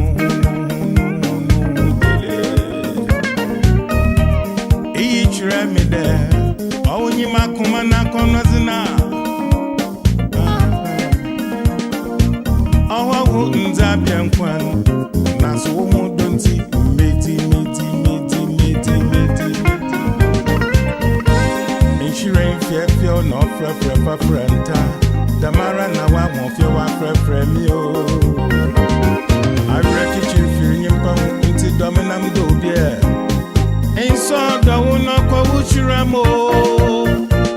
Insha opera no ko eminem. Offering you bia ya manu. Oh yeah. Yeah. Obere ma benye mija. No free oba sima.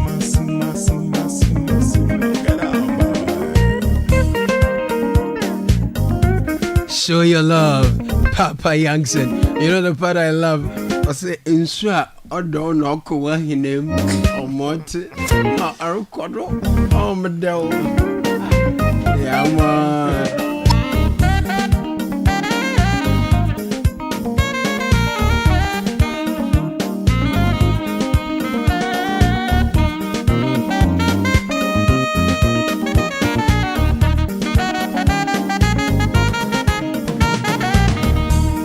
I tell you, say me fit a crowd me ya wo kroma me kro ma sam our way. Maria besi onyikno na ma wareno. Me chi yasi mu bebiara. Me shi obi ote da oware mpoda. Inti sweet teacher wodo. No, Treuda, Mechi, Yassi Bibiara, Maya Bonte Father and Zuma, Omoto, Yable. No, this morning, show your love. 0549-986-996, 0549-986-996. It's a WhatsApp 9. Good morning to Nana Araba. You are enjoying this one. And some of you are celebrating your birthdays.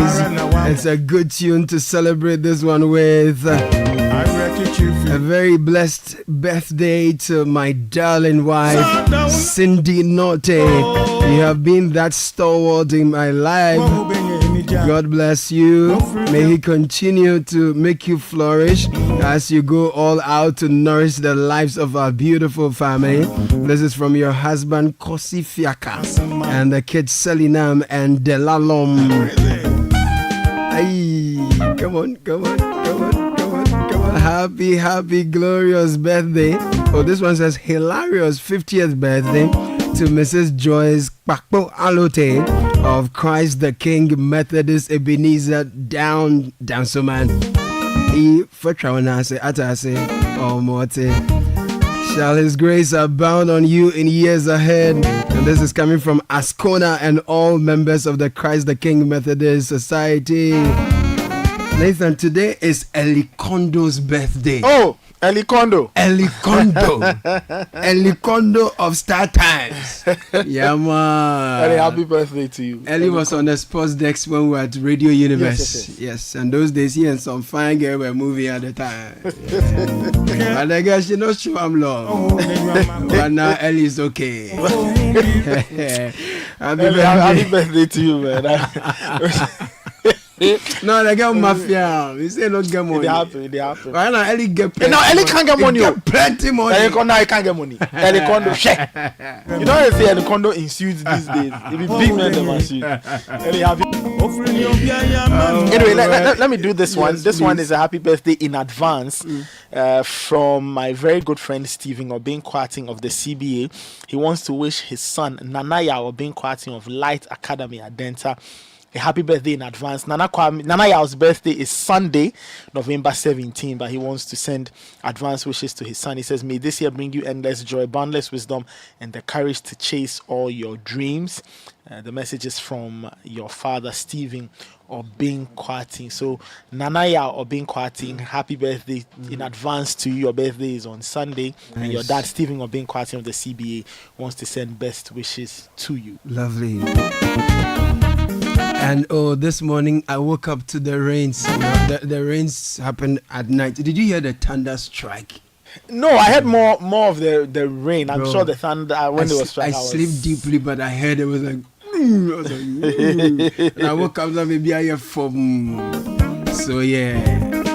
I don't pay baby I like a boko. I that car academy for the blow. I'll bring you more of your dedications. Send them through 0549 986 996 0549 986 996. Yesterday we had a traffic show literally on TV and radio. We were monitoring the traffic flow for you, our audiences. From the flower pot situation to Bechebi, we saw that it spilled across the city. And so we have a big conversation this morning. We are happy to hear your experiences to help the city planners, engineers, and authorities to better manage your experience while you go about your daily work. So do well to share your experiences with us. Some of them have come in already. I'll do well to share them with you. But some important messages for you. Kickoff was brought to you by Polytank. See, when it comes to water storage, the name we all know is Polytank. Has been with us for over 30 years and has been trusted by all generations. It's the first, the best, and certainly the original. So whenever you think of storing water, make no mistakes. Go for guaranteed quality. Choose Polytank. Polytank Nunie Papa Nunie. Caution for you, however, Polytank does not request for money, Momo payments online.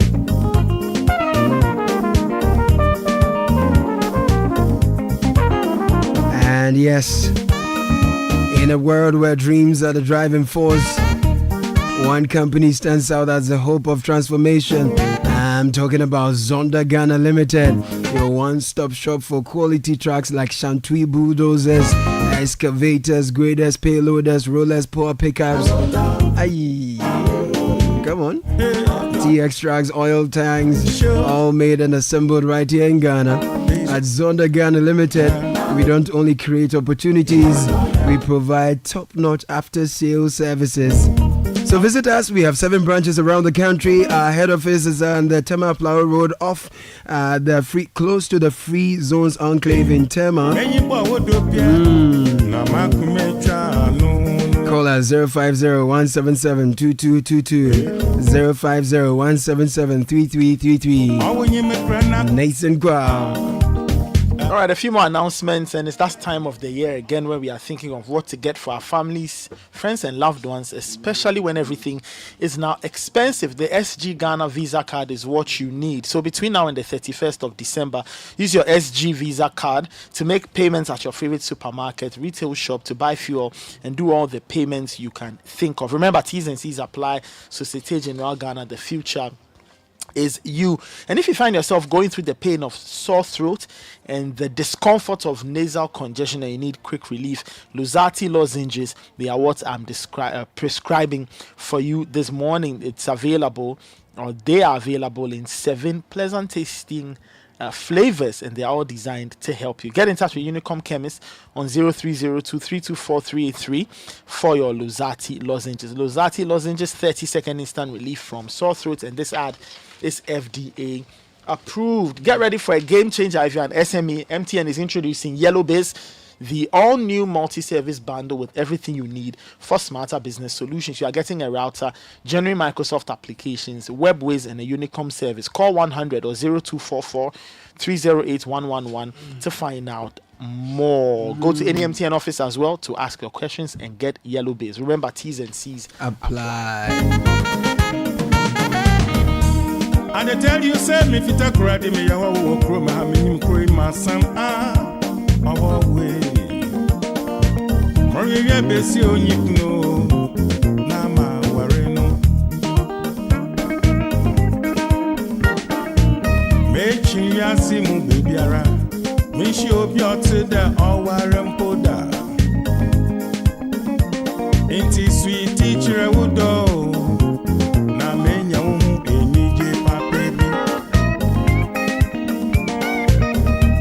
Nati more besi awara na menyu bako inti sugar trewudo mayemfa odom mbum insurance fefia no frenta tamara na wa won wa me I reckon you feel nyimpa inti dom na mendo bia inside the unaka bushiramo. I want to be any job. No free tell Biayamano. So very my benny any job. No fear or basma like you. You know that. You know that. And Stefana Mame Abba Benyua Kwanza of EcoBank Kaswa branch. He says that Abayua Benya Nija no free pa kweku Kwanza. No, I said the way I love and will check one. You are of the University of Ghana Philosophy Department. The philosophy in the classic and the love and Omoti. She says she loves you so much. It's your birthday. Help me wish Engineer Elijah Azuri, District Engineer, Dodowa District Electricity Company of Ghana. Happy birthday. Nice gentleman, hardworking, awesome guy. Bro, stay blessed. More wins. That's why you didn't add your name. Yeah, man. Nathan, what is Mame Anna Mame Kunedu Ofe saying to someone special? Well, she says, okay, it's from your husband. So Nana J is wishing his wife, Engineer Anna Mami Kunedu Ofe, a happy birthday in advance. The birthday is tomorrow. It says we'll do this life till the casket. That's right. That's what he's saying. Thank you. Yes, more messages coming in. This one says happy birthday to an incredible wife and mother. We couldn't do it without you. Williet Ose in team of service. Integrity Savings and Loans, Burma Camp. The message is coming from your husband Eddie and your children Dylan and Dex. Wonderful. So those are some of the birthday messages coming in. Super. Can you say our most heartfelt congratulations to our son and brother, Dr. Nana Kwame Entribo Siako of C&J Medical Center, Accra. He celebrates his birthday today. This is from the Entribo Siako Family of Community 25 Tema. Congratulations, Doc. We celebrate you. Happy blessed birthday to Philip Yabasi. Okay. Wishing you grace, prosperity, and happiness. This is from the local Mensa Yabasi Owusu, Ose Wusu, and Graham families. Happy birthday to the CDS Lieutenant General Thomas Opomprepra.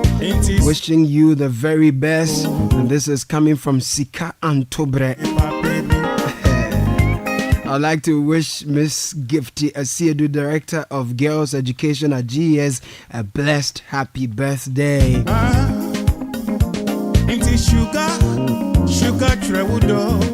Lancaster University, Ghana wants to show you some love. Give you a British degree at a fraction of the cost. Give you a vibrant student experience in a community that equips you with useful employability skills. You will be taught by the finest faculty trained to UK standards. For more information, visit www.lancaster.edu.gh. Email admissions@lancaster.edu.gh. Call 020-960-7008. Lancaster University, Ghana. You know that. I'm told CDS's birthday was yesterday, so belated happy birthday, sir. Now, exciting news coming in from Coca-Cola. You want to express your love, express it with Coca-Cola. We have varieties, Coca-Cola, Fanta, and Sprite. We have the original, the glass bottle that you can return. Yeah, I like that one. It's good for the environment. It goes for 3 cedis, 50 pesos. If you prefer the one that, is recyclable, comes in a PET bottle, that goes for 6 Ghana cedis. For more details on this campaign, please visit our social media pages, Instagram and Facebook, Coca-Cola_GH. Experience real magic with Coca-Cola's original taste.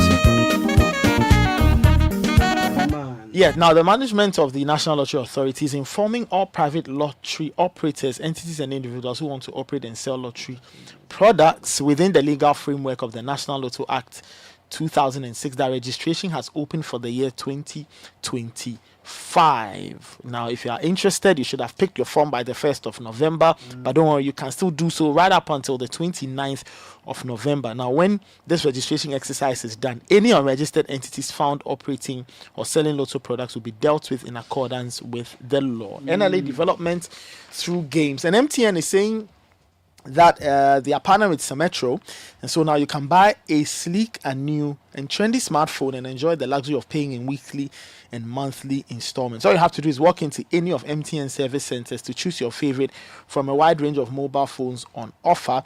And remember that the phones come with 2 GB data, so you can share all the juice, all the pictures, and all of that in the first 6 months after purchase. Go on, share the exciting news with your family and friends, and stay connected on the smart side of life with MTN and Metro.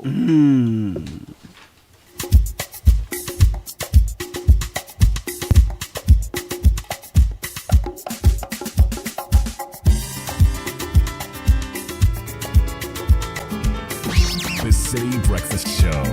Rise above the noise. City 97.3. More variety.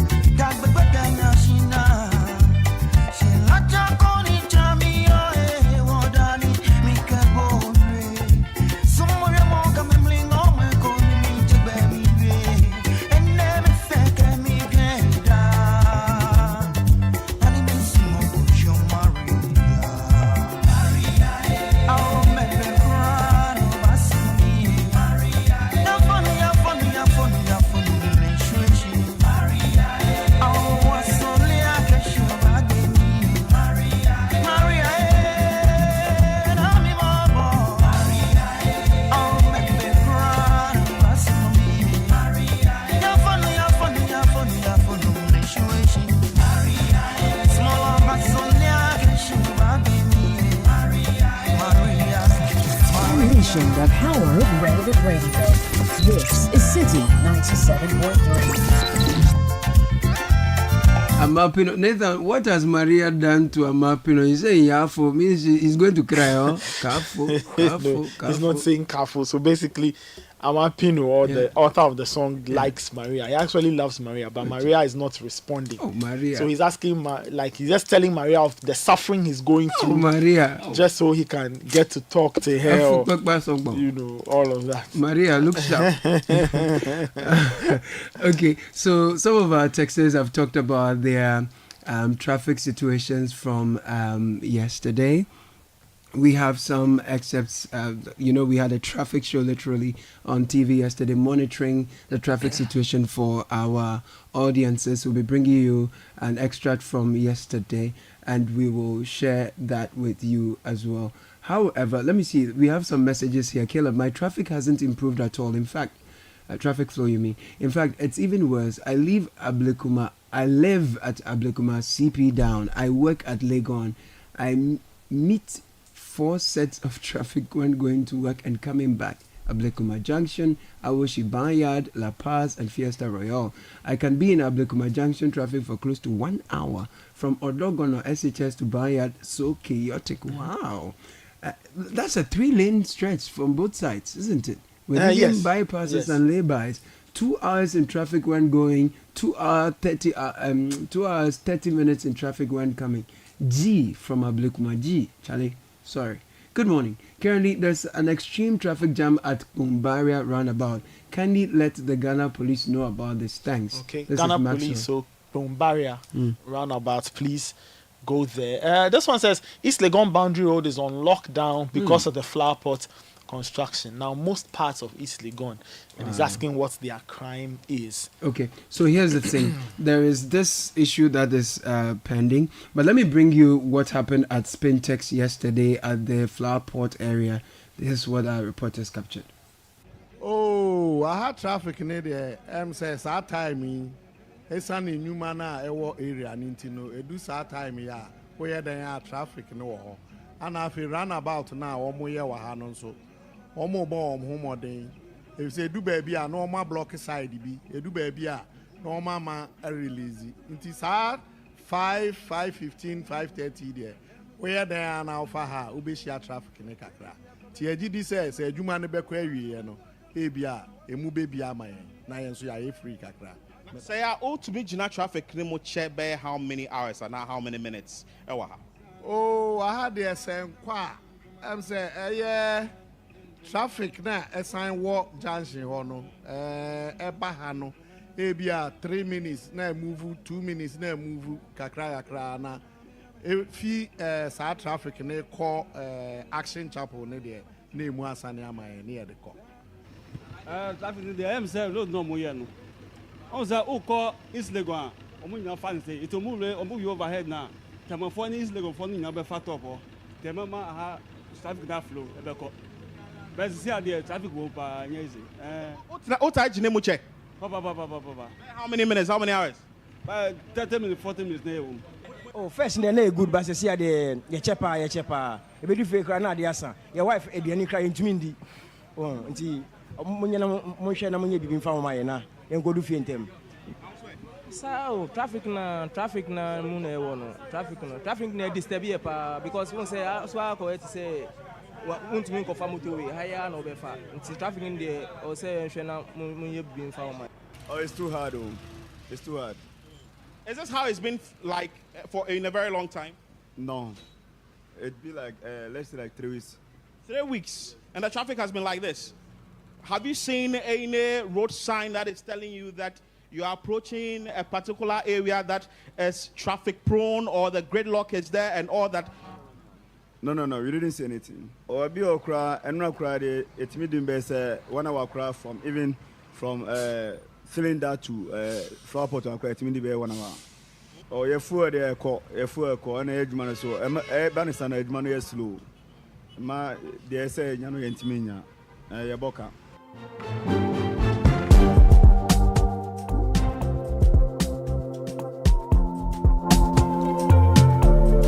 So Nathan, those were some voices that came from the Flowerpot area. Yesterday, Fred Duho was also at the Obechebi Lamte side of things, and the traffic was also very intense. I'm sure you saw it and you observed that. Following from our conversation yesterday, went to sit with the Director General for the National Road Authority, Engineer James Amo-Godfred, and so we'll bring you that conversation. This conversation cuts across from the projects that are ongoing. Flowerpot people, I spoke to him about your situation. He told me about the engineering issues and some of the concerns you've raised about directional signs. Asked him about Obechebi Lamte. Also the Teshi Beach Road came up, PTC came up, other road projects across the country, and the never dying concerns about street malfunctioning street lights, potholes, and traffic lights. All of that in this conversation with the Director General of the National Roads Authority. So please listen. He gave updates on several projects. You can give us feedback as well, so that helps in the execution of the project. This is Engineer. Congratulations. Last time we spoke, it was not DG, so I think congratulations is in order. Glory be to God. Yeah. Thank you. Right. So jumping in straight, one of the main points of frustration for motorists has been the Flower Pot Road project. I'm sure you've been there. What's the update? What's causing that, and what's the update? Well, first and foremost, I would like to apologize to the public for the delays that they have been experiencing in the last week or two, particularly. This is because we are in the finishing stages of the work, and we are almost done. It is expected that the interchange will be commissioned on Tuesday by His Excellency the President. Okay. And we are running against time to be able to make sure that everything that needs to be done before the commissioning is done. Where we are glad that it's going to be commissioned because of the traffic that people are subjected to. It is our belief that once we allow people to use the bridge, all the mess underneath the bridge will be a thing of the past. Of course, with experience over time, it will grow again. But at least we would have relieved people considerably between now and for the foreseeable future. Right. Now, there's the issue about the frustrations that the motorists are experiencing as a result of the project. Now, people are willing to go through a certain level of frustration to have development done. We've seen that at Flower Pot, at Premdo, also in Takrady. It appears that people are spending inordinate amount of time in traffic as a result of what people put as poor traffic management. Is there a way we can better manage the traffic and the congestion while the projects are going on, from what you've seen? Well, any human endeavor, we can do better. And like I said, I apologize for the delays that people have been experiencing. For Flower Pot, as I tried to explain, last week and the week before, we're working on the road itself. All along we had been focusing on the bridge, so we're not interacting with the flow unduly. But in the last 2 weeks, we've had to come down and put the finishing touches on the ground level. And this has caused considerable traffic. We are hopefully by this weekend would have been done with all the ground level works, and we should be in a better position than we are. With our Prem, though, I will have to get more details to know exactly what is happening. I know we are doing a lot of work there by one of our contractors, so we will check and update you. Yeah, it's been suggested that we've not had enough directional signs, if there are, and that also in terms of presence of police or authorities who can aid with the flow of traffic, that has been inadequate, and that sometimes the directional signs are put there without prior notice. So if you're driving 100 meters and you saw, take left or take right because we are doing XYZ, that could have helped people better manage their time and traffic flow, but it doesn't seem that is there. These are some of the issues that people have raised. Well, I think with the Flower Pot Interchange project is one project that we've inundated the public with a lot of notices. And these are notices, if you recall, when we had to cross the motorway, we gave a notice for that the road will be interrupted, the road movement will be interrupted for about a month, right, probably 6 weeks or so. Yeah. But where we are now, the frequency of change is so fast that it's difficult to give notices, that is public notices at every step, because during a particular day we can change the movement about 3 or 4 times. Right. So it doesn't really make practical sense to be issuing notices. However, the expectation is that we should have adequate traffic management plans and signs to guide motorists. And as you also, this project has been going on for some time. Ordinarily, we ask people to avoid the location if they have no business there. But if they have to, then they focus on the traffic management signs to make sure that they cooperate. But another point that I would like to make is that motoring public, some of them, a small percentage, have become very unruly. Okay. And they drive against the traffic, making a bad situation worse. And that is also not a preferred situation. Right. So in that case, we want the police to do something about that. Fortunately, we have the police there. Flower Pot runabout, we have the police there. They've been cooperating. In fact, there are times that the police themselves get frustrated because of the frequency of change. They've complained to me personally before. So yes, the police are there. They are doing their work. It probably can be better done. But the challenges are real, and they get inundated. That's correct. There's one point that observation that was made, that the roundabout is big, but the road itself is small. I've not seen it, but that's a comments that came from some of the road users. I've heard that comment on your network. Yes. But generally, we must understand that when it comes to roundabouts, the bigger, the better. Okay. In terms of traffic. Right. Because it has a larger area of maneuvering. Right. You see, the one disadvantage about big roundabouts is the uptake of space. It takes a lot of space. However, at this location, we have enough space to have a big roundabout and ensure better maneuverability. Okay. The only challenge we have is we're having a lot more volumes on the ground than ordinarily we would. Okay. But once the interchange is open and we get people using the bridge, you will see the beauty of it all. Right. Director General, there are a number of projects that are ongoing. I'd like you to give us updates on some of them, whether or not those that cannot be commissioned before election will still continue in the event we have, new government, which we will anyway, whether same party or new party. People want to be assured that projects that are ongoing will not stall just because there's been a change in power. Because even the road I use home, there's a point that the moment you get there, the rest of the road is bad. We were told it was after an election, nothing continued. Well, that is not a preferred situation. I believe that everybody aspiring to lead this country is seeking the best interest of the country. I think it's fair to assume that. And whatever we have committed ourselves to do as a public sector agency, we will continue to do. Right. Yes, there will be changes in the administration, be it the same party or a different party, right, or an independent candidate. All things are possible. But I believe that the public service will remain. And the public service is not the individuals, it's the service as a whole. It goes beyond me. Okay. And whatever happens, the work will continue. Okay. There may be one or two disruptions here, but I believe that largely the work will continue. Engineer, so what are updates on some of the road projects? I've not used the Teshi Bush Road in a long time. Tell us about the Obechebi one. I know in Kumasi also there are a number of projects happening. Generally, give me a national picture. Well, since you mentioned Bush Road, let me talk about that. It had deteriorated to an extent, but we got a contractor in, and as we speak, they are there, they've done all the patching, and they put another layer of surface dressing there. Right. So it is being worked on. Okay. Sections of the beach road, when the contractor suspended work, had deteriorated. We got a contractor in, some repairs have been done. Yes, we are still trying to get them to complete the sections which were abandoned. Right. If you look at the Ningwa interchange, the ground level was in a terrible shape.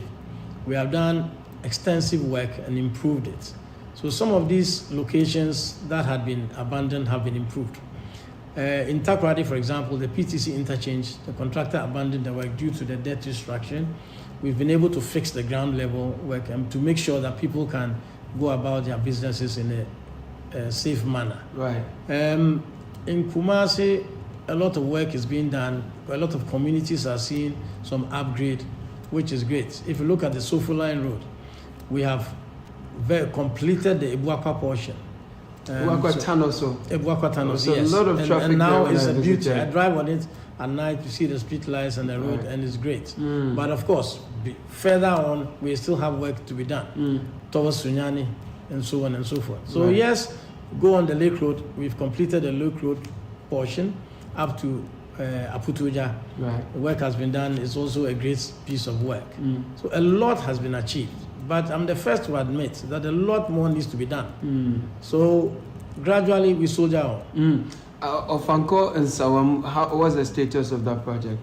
Well, Ofanko and Sawam, yes, the contractors on site, Maripoma Enterprises Limited. A lot has been done. A lot more needs to be done. It's not complete, but we have a number of interchanges that is also fixing. So it will take some time, but we'll get there. In timelines, in terms of timelines, are we up to schedule? Is he working according to plan? I will have to check, but I think there's an extension of time to somewhere next year. Okay. I've seen the Kaswa Winneba expansion. What's the update on that?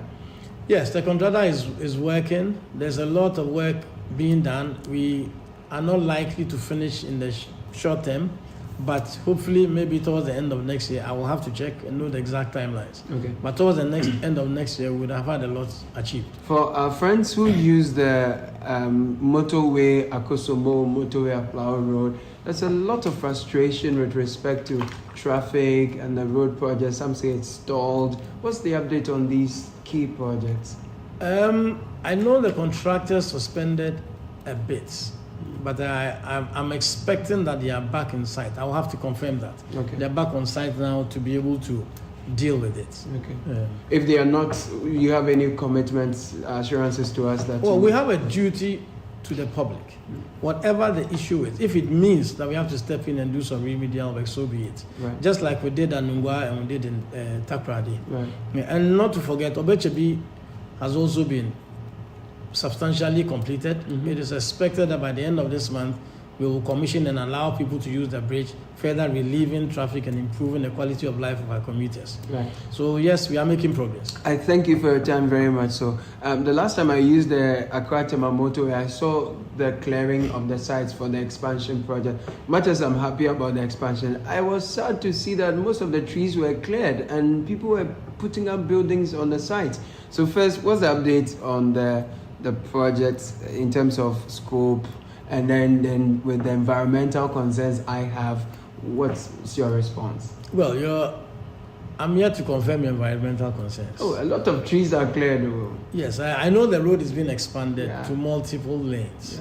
I will have to check the details and know. But normally, ordinarily, before we cut a tree, they would have made a commitment to plant at least 2 more. Okay. So yes, even though trees may be cut because of the widening, we are likely to bring them back to grow new trees and try to improve our forest cover. This is one thing I'll hold you on to. Yes, why not? Okay. That's why we are here. I'm excited about that. The Kitase, what's the name? Dome Kitase Road. Dome Kitase Road, it's stalled, has it? Yes, these are all roads with funding challenges due to the debt restructure. And I believe that we will get over very soon. The contractor will be back on site. In your meetings, what are some of the top major road projects that you are working hard at getting funding back for, like roads that are like Dome Kitase? There are probably too many to Oh count. my God. We have the N1 that you alluded to, the Tema Flower Road. Right. We have the Tema Kosombo Road. You have the Dome Kitase Road. Right. We have all the Sino Hydro Project roads. We have the CBD roads. So there are quite a lot. Right. Quite a lot. It's not about money issues, huh? Well, the bottom line is money. Yeah. But it's all about financial engineering, if I can say that. Right. Good. I'd like to thank you. There was a point you made about driving on the Buakwa Tanosu Road and the street lights were nice. It was a good view. In Accra, it's almost like a dark city at night. What's up with our street lights? Well, you see, the reality is that when we build new roads, we provide street lights. But however, we have the municipal assemblies are the ones to maintain the street lights. So it's a bit difficult for us to speak to the street lights which are not being maintained. However, we will make the right recommendations. Now that we have an authority in place, we will take the right steps and make the right recommendations. My personal view is that we must have contracted to maintain the street lights. Okay. Which we will pay at the end of the month. Right. Because it's becoming too much probably for any public sector agency to give that attention required to it. Right. And I know the media makes a lot of noise because the street lights has its own challenges. I mean, when we don't have them. So it's an issue worth looking at and we will deal with it. Finally, the last time we spoke, there was a concern about traffic lights. I must confess, for the first time in so many years, the traffic lights are daily graphic traffic lights. It's been working. Anytime I get there and it's on, I'm like, hey, this is a miracle. For the first time in so many years. You make it sound so bad. Well, I've not lived so long, but I've not seen that thing function in a very long time. Yeah. But that is functioning. But generally, if you're looking at percentages in terms of our traffic lights that have not been functioning, what's the improvement like? Because I remember the challenge you shared with me was that people were stealing controllers and cables, and even that works for the street lights as well. Yeah. Our traffic lighting system, is it better? Well, it is better than the last time we spoke. Right. But we are still not over yet. There are a number of them which are off, and we are working to get them on. I think I'm sure your listeners are particularly interested in the Committee 5 light, which has been off for some time. We have been on the contractor to get it on as quickly as possible. Right. We keep having challenges. Recently, we had an accident at Abripo Junction in Kumasi where the controller was smashed. Wow. Fortunately, it took about over 2 months, but we got it back on stream. So yes, we have challenges, but we are trying to address them. We will plead that the public bears with us. We are conscious of our responsibilities, and we have the desire and the passion to carry it out. We love that you are desirous of carrying it out. Maybe my final one will be with you will be that in the next couple of days, I'll get a budget from Abosokan because my shocks are all gone. A lot of potholes on our roads. Yes, the situation is better today than it was a year ago, because I think we've done extensive patching this year. You know, the ministry launched an app, but even before the app was launched, we have been doing extensive patching. If you go to places, communities like Usu, Tema, quite a number of places, potholes have been patched. But there are still a lot more to be patched. Okay. In by no way not saying that we have done everything. Right. There are challenges, but we are addressing them. Right. And we plead that the public gives us time. Hopefully, maybe within the next 6 months to 1 year, we should have cleared majority of the potholes to make driving more pleasurable. In the next 6 months, 1 year, right? I like it. It's unfortunate that once I'm talking to you, then I forget some of my favorite potholes to tell you, but there is an app. Yes. The app works? The app works. What am I supposed to do? Well, you download the app from the Play Store or what's the other one? iOS. The App Store. Yeah, yes, App Store. Play Store, App Store. Then you can, it will take you through the registration. When I see pothole, I put it on Yes, the once app. you click, you can use the app and report the pothole. Automatically, it comes to the ministry's call center, and the relevant division of the authority will be informed to deal with it. Has that been useful since it was launched? It's been very useful, but a lot more work has been done even beyond the app. Okay. Because some of the potholes are visible. We don't need to be informed. Others, of course, maybe in obscure places, so we will probably have our attention drawn to it. Right. Because it's always easier to work on the main roads than the localized community roads. Okay. So once our attention is drawn to it, we'll deal with it. So this app is called My Roads app. Maintain My Road app. Maintain My Road app. Okay. Yes. Fine. I will do well to download it and get in touch. Yes. And I know I'll be expecting a lot of reports from you. You can look forward to it. Maybe my very last one. When we build the roads, I think the attitude of the Ghanaian motoring public is also kind of problematic, right? In terms of people, whether we're putting kiosks by the pedestrian walkway so pedestrians are now walking on roads, or we are vandalizing streetlights, or and all of that. How important is the human interfacing part of our road infrastructure? What would you want people to do differently? First and foremost, at the heart of all that we do is to improve the quality of life of the people. We build walkways for people to use. Unfortunately, you see it encroached upon, and it's difficult for us to act. Fortunately, we now have a roads authority that is empowered to manage the right of way. And gradually we will take our responsibility and deal with these issues. We will not allow people. We have to determine what is permissible within the right of way. And we will take up that responsibility seriously.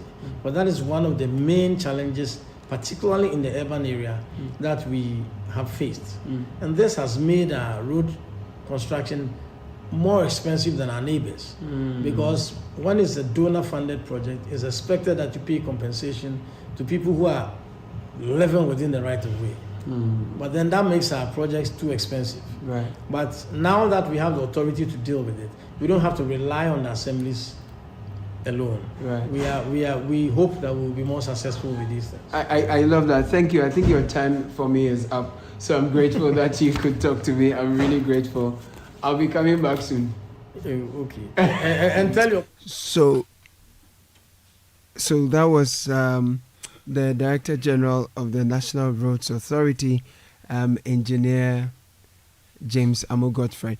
We tried to touch on as many roads as possible. If you heard your road in there, let me know. If there is one we missed that I should have on mind another time, let's know. But generally, what has your commute also been like, and has it improved? We are being told that likely by next week, by the time the weekend is over, the traffic situation along the Flower Port interchange should have improved. Obechebi is also expected to be commissioned, and all of that. Now, from the transportation point of view for a lot of analysts. I mean, we are doing more. We're just pushing the traffic ahead whilst we finish roads at one segment or the other. But Nathan, let me just take your thoughts on this conversation generally from yesterday, throughout the week, basically, all that people have experienced this conversation and generally what's on your mind.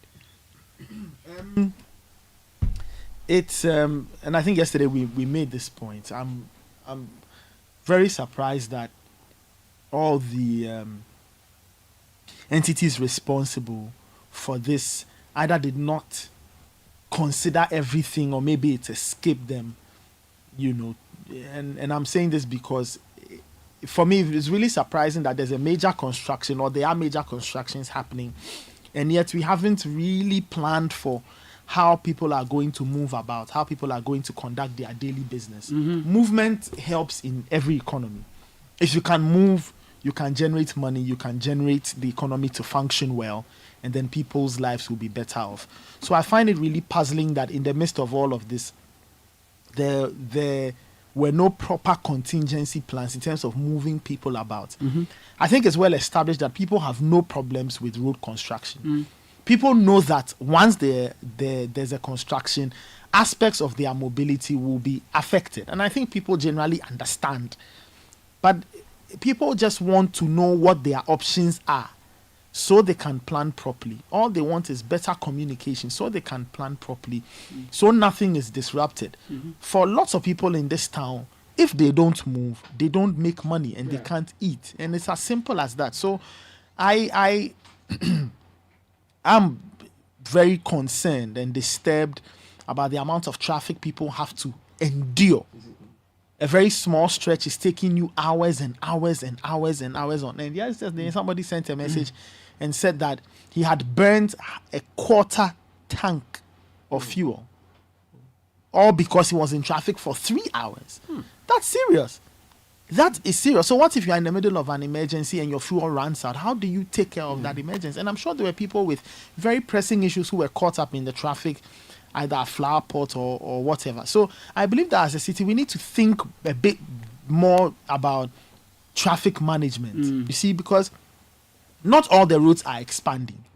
We don't have a lot of new roads. Some roads are being done. But the amount of cars, the number of cars on the road keeps increasing. Yeah. So you have one road with more cars. And the Accra traffic dynamic is very simple. We all gravitate towards the city in the morning, and when we finish, we all move out. Okay, so we need to think about how do we get people to move about easier so they are not frustrated, they are not sitting in traffic for hours. Not only are you losing productive man hours, the stress of it on your health, on your mental health, physical, it's activity. One man who has been doing a lot of work in reflecting on how we can go about the city in a more efficient way is Dr. Bernard Abeko Arthur. He's an urban transport planning expert, so we'd like to engage him and take his insights as well. Doc, good morning. Good to have you on the Citi Breakfast Show this morning. Good morning, Caleb. And how are you? I'm very good, thank you. I trust you're doing well. God's grace, I'm fine. Fantastic. Doc, help us understand Accra's transportation mix. What is contributing to the situation we are seeing now, and then we can go on to have the conversation about the fact that we are seeing more roads come up. We're building some roads here and there, but the traffic situation never seems to improve, or we're just almost always kicking the traffic down the next junction. What's the mix? Okay. Okay. Thank you very much, and good morning to your cherished listeners. Accra's transportation mix. We are looking at a city that basically has a lot of trottoirs, has a lot of taxis, has a lot of three-wheelers, has a lot of two-wheelers, has an unregulated public transport system because we do not have really high occupancy vehicles to lift and block a number of passengers on specific routes. We have a city which is also essentially not having a central business district, as it were, but has a multiple of central business districts You have a city where you have estates, planned estates, and you have unplanned settlement as well, and it makes accessibility and mobility a bit of a challenge. However, there are ways by which this kind of situation can be fixed. So if you ask of the transport mix, you are talking of basically a city that is driven or that is carried by cross taxis, from private cars, two-wheelers, three-wheelers, and a confusion somehow about regulation and control. Is there a systematic way we can look at this to say that in providing services, we are thinking about how our roads can connect to homes and make life easier for people? So, for example, I speak to some friends elsewhere and they say, look, if I have to travel more than 15 minutes to get to work, I'm not even taking that work in the first place. It's too far. People are not traveling as much as 15 minutes to either get to work or see family or loved ones. They are not doing anything like that. Here we are seeing people staying in traffic for as long as 2 hours, 3 hours just to get to work and coming back 2 hours, 30 minutes. What are we not getting right with our planning? Caleb, I think in terms of spatial planning, there is quite a good level of planning, because everything that happens within the city happens within space. So in terms of spatial planning, there is enough to guide the way movements should take place. However, the issue is not necessarily about the spatial planning. It's more with the implementation of regulation and also about the way we have split the city and not necessarily having what we call a network plan. A network plan takes all the modes of transport, lays out how it's supposed to be run, and sees to it that it is guided and supported effectively by good traffic management systems. Currently, I know a lot is being done. A lot has been done. But what has been done has not really been effectively implemented. Let me give you practical examples. If you come all the way towards Shiashi, you find out that trotros park and pick passengers just where they are not supposed to park and pick passengers.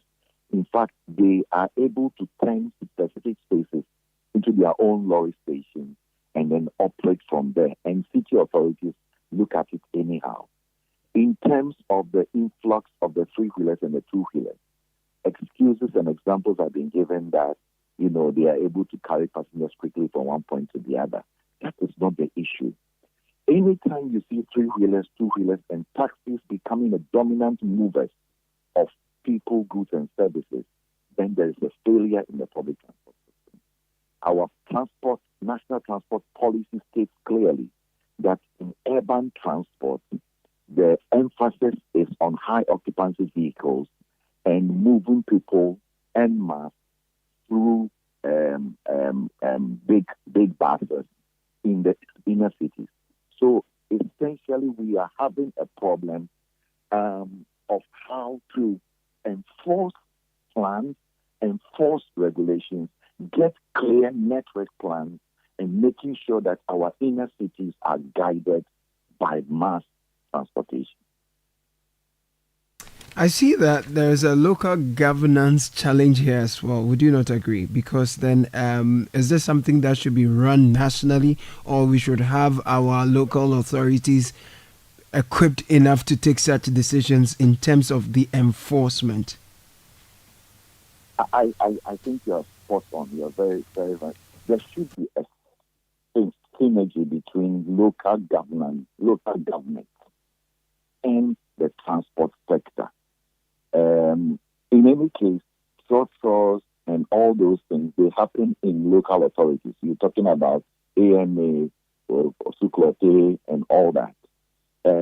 But how does Osuklote and AMA and the other assemblies come together, come up with composite regulation, and say that this is how we want the transport to operate so that nobody can come into the inner cities. In any case, what is the central business district of Accra? Osu somehow has some kind of central business district. Circle has some kind of central business district. Kaneshi has some kind of central business district. Dansuman has some kind of central business district. Achimota has some kind of central business district. It's like we are not really guiding it properly. And all these central business districts are supported and lifted by some kind of public transport.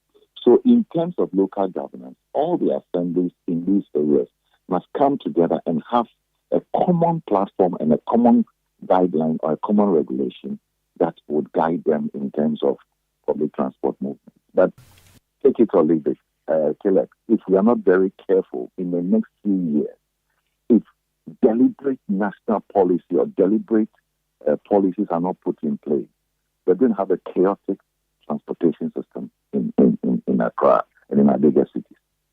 What do we really need to do differently? Because like we've agreed to, we're seeing more interchanges being built and attempts to build expand our roads. We have some 3-lane roads here and there, but we still have traffic on them. So it appears that simply building the roads is not enough to address the traffic bottlenecks we are experiencing. What really must be the focus? 3 things. First of all, an effective network plan for the city. Effective network plan. 2, look more directly at enforcing the national transport policy by promoting mass transportation, that is high occupancy vehicles for the city centers, and making sure that they run, not small vehicles, not taxis, not 3-wheelers, but making sure that we have high occupancy vehicles running. The third thing, which we have always said and overflogged it, is enforcement, control. You see, the overpasses and the flyovers that are being constructed are necessary. They are okay. But if you construct all these and you do not get it right in terms of ensuring that mass transport becomes the centerpiece of your public transport system, you are missing it. Any city that is driven by taxis and 3-wheelers and private cars has a failed public transport system. Take London. Even go to Kampala and all those places. You find out that in Addis, you find out that there is a shift towards high occupancy vehicles. Those are the things we need. So these 3 things are essential: network plan, enforcing national transport policy in terms of its shift towards high occupancy vehicles. And the third thing is to enforce.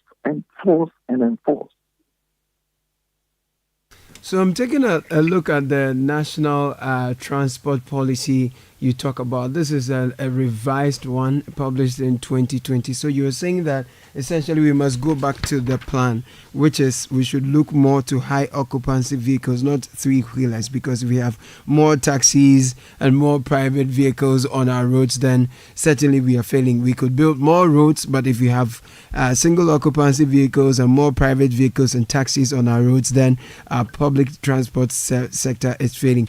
What is with the mass transport that we are failing to, execute? Because we've tried this BRT system, we've not been successful at it. We've changed it to something else. Rapid. We've changed it to something else, right? From the rapid mass transit thing to some quality something. So what's with the mass transport that we are failing to execute? Because clearly there are examples in cities in Africa that are achieving these so far. Let's go to basics.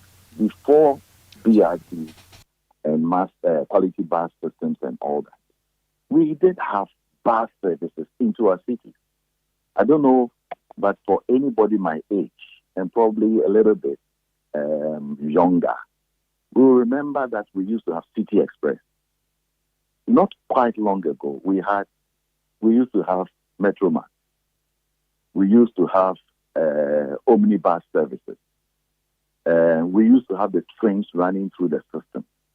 And we could see that if you pick people in their private car, the maximum capacity of passengers you will see, even though it's about 5 per private car, you find out that most of them, it is either 1 or 2 persons sitting in that.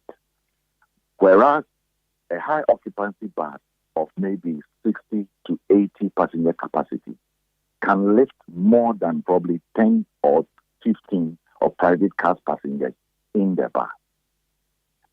When I was young, I've said this on your before. When I was young, we had effective bus systems. Well, population was not very high. But you see, the common logic is, as population is increasing, that is where we must even be more effective in pushing for bus services and train services. Perhaps at this stage, maybe a little bit of a long shot to say that, look, let's bring in the train. But for the buses, we can effectively do that. Government needs to deliberately say that in the ensuing year, and to solve this transport system, we would introduce and support bus services in our system.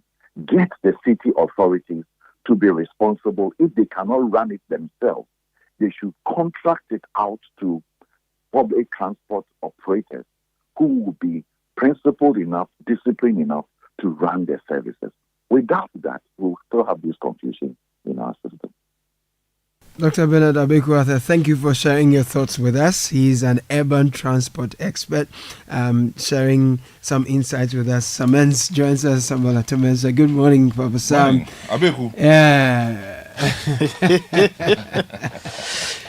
Oh, yeah. He's my unimate, so I All right. I see. He has more gray hair.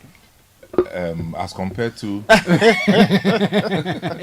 is the question. I don't have an answer to that.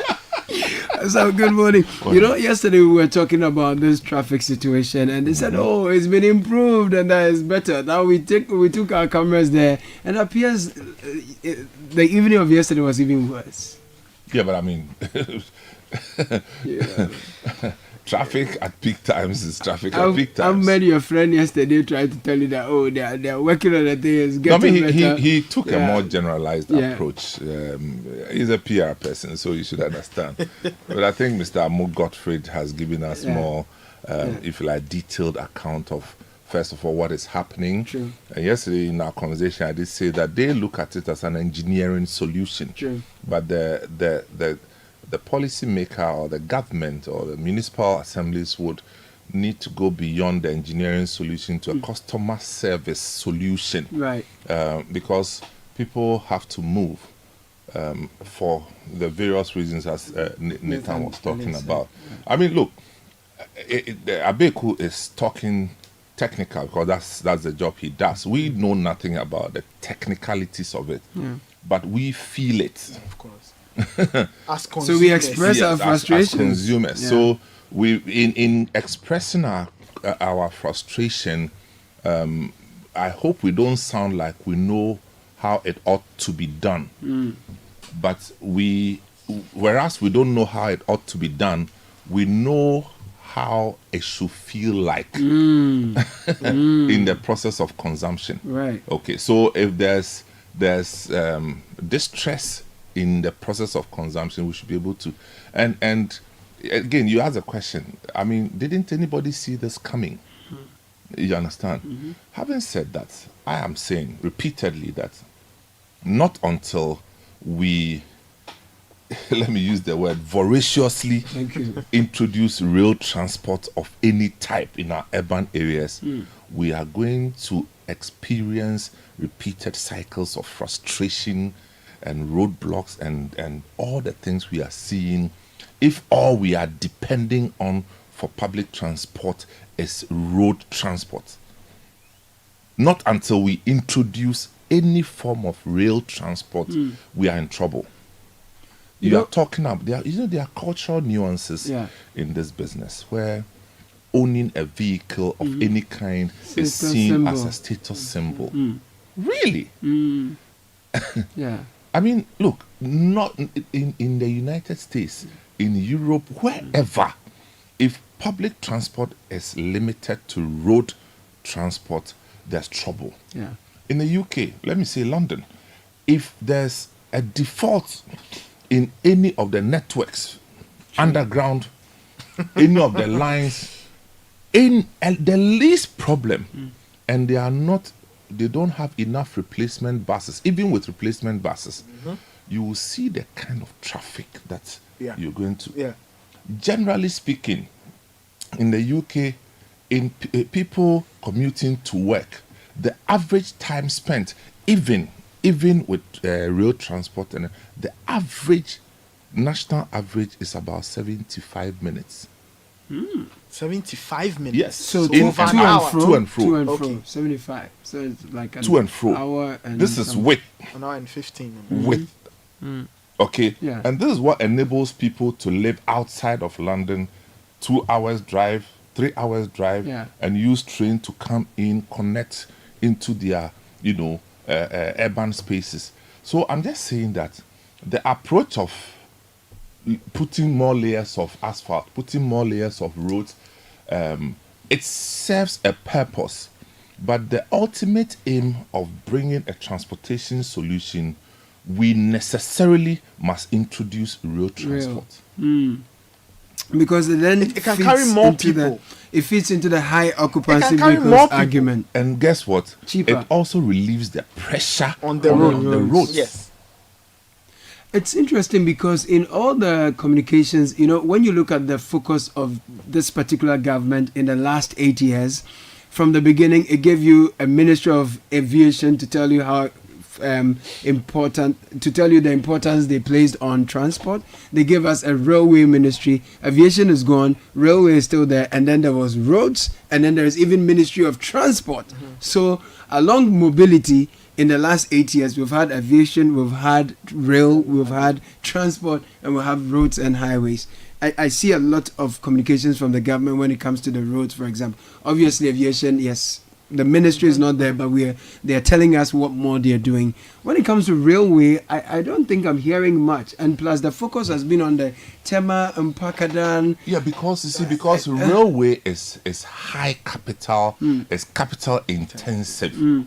So I can understand why it's not on the table all the time. And railway is not the kind that you use a piecemeal approach to do. Yeah.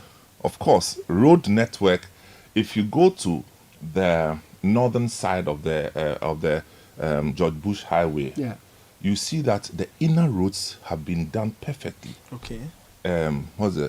This barnyard into the system. Awoshi, Malam, which Bawi. didn't used to be. Yes, it wasn't like that at all. You get to Abeka and Tesano, all the inner roads have been done. You understand? Go to Laboni cantonments, all the inner roads have been done. Some parts of Osu, you see, what I'm saying is that they have done significant work, which is a matter of fact. Now the question is, has it resolved the problems of transportation? Right. One would say to some extent, but the gap still remains. A lot more needs to be done. A lot more needs to be done. I mean, there's this propaganda. Oh, they haven't done anything. They haven't done anything. I mean, look, it's unfair to say they have not done anything, because we see that things have been done. True. But it's also unfair to think that what has been done solves all the problems. Okay, that's correct. Because look, that's correct. This the overpass that they are doing, this costs millions, as we all know. Okay, but at times my disappointment with some of the flyovers, right? Yes, the flyovers. The slip roads from the flyovers. Yeah. It's like, how do you do a flyover without a slip road? And increases the commute time. It actually postpones the traffic. The traffic nodal point. Okay? Yeah. So we had Kaswa traffic, and we did a flyover, only for us to postpone it to Bodubiram. Now we are doing So we're expansion expanding. there. But there are no Take it slip to roads. River. This is the problem.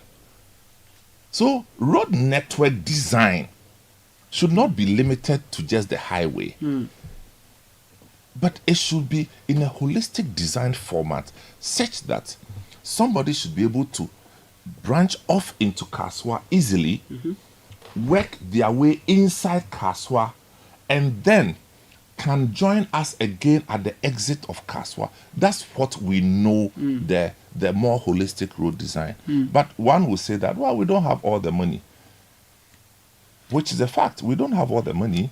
And so the approach that we are using actually compounds the problem. That's true.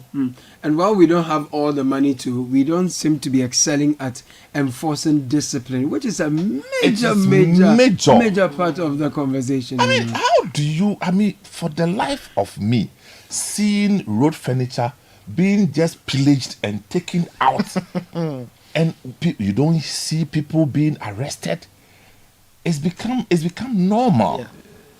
I mean, somebody boldly takes out the road furniture and goes into a second-hand goods market to go and sell, and it becomes somebody's business. When you're speaking with Mr. Amu Godfrey, he talked about the street lights, and that when they do the construction, they provide the street lights, which is a matter of fact. But they are not going to supervise or manage it. The municipal assemblies come, thieves, people come and steal the thing, and they have no remedy to it. And so most major roads in Accra have no street lights. And no one can say that when the roads were constructed there were no street lights. There were street lights. So the issue that you talk about discipline and enforcing and a lack of consequence when people do things and get away with it. It's because there's no consequence, so people will do it. You know, the beautiful Boteman Road we've all been praising recently, some people have vandalized some part of it already. What have they done? So you see, there is some, usually they do some pavements and blocks. Someone is just chipping off some part so he can drive into his house. This is Boteman. When the school junction and Accra was done, people are cooking and pouring their council on the road. Now they're just literally chipping off the entire road. Parts of it. But if they can get, in human settlements, people will do anything that they can get away with. So long as they can get away with it, they'll do it. There's no consequence. Okay. Now, again, come to the UK. If they tell you that this road, this type of vehicle should not use this road, one, they are going to put a very visible signage there for you to see. Two, they are going to construct the road in such a way that it will inconvenience the big vehicle from using that road. That's the second tier. Thirdly, they are going to police that place. You understand? So that it will ward you off from using it. You see, this is managing your spaces. They don't entrap you.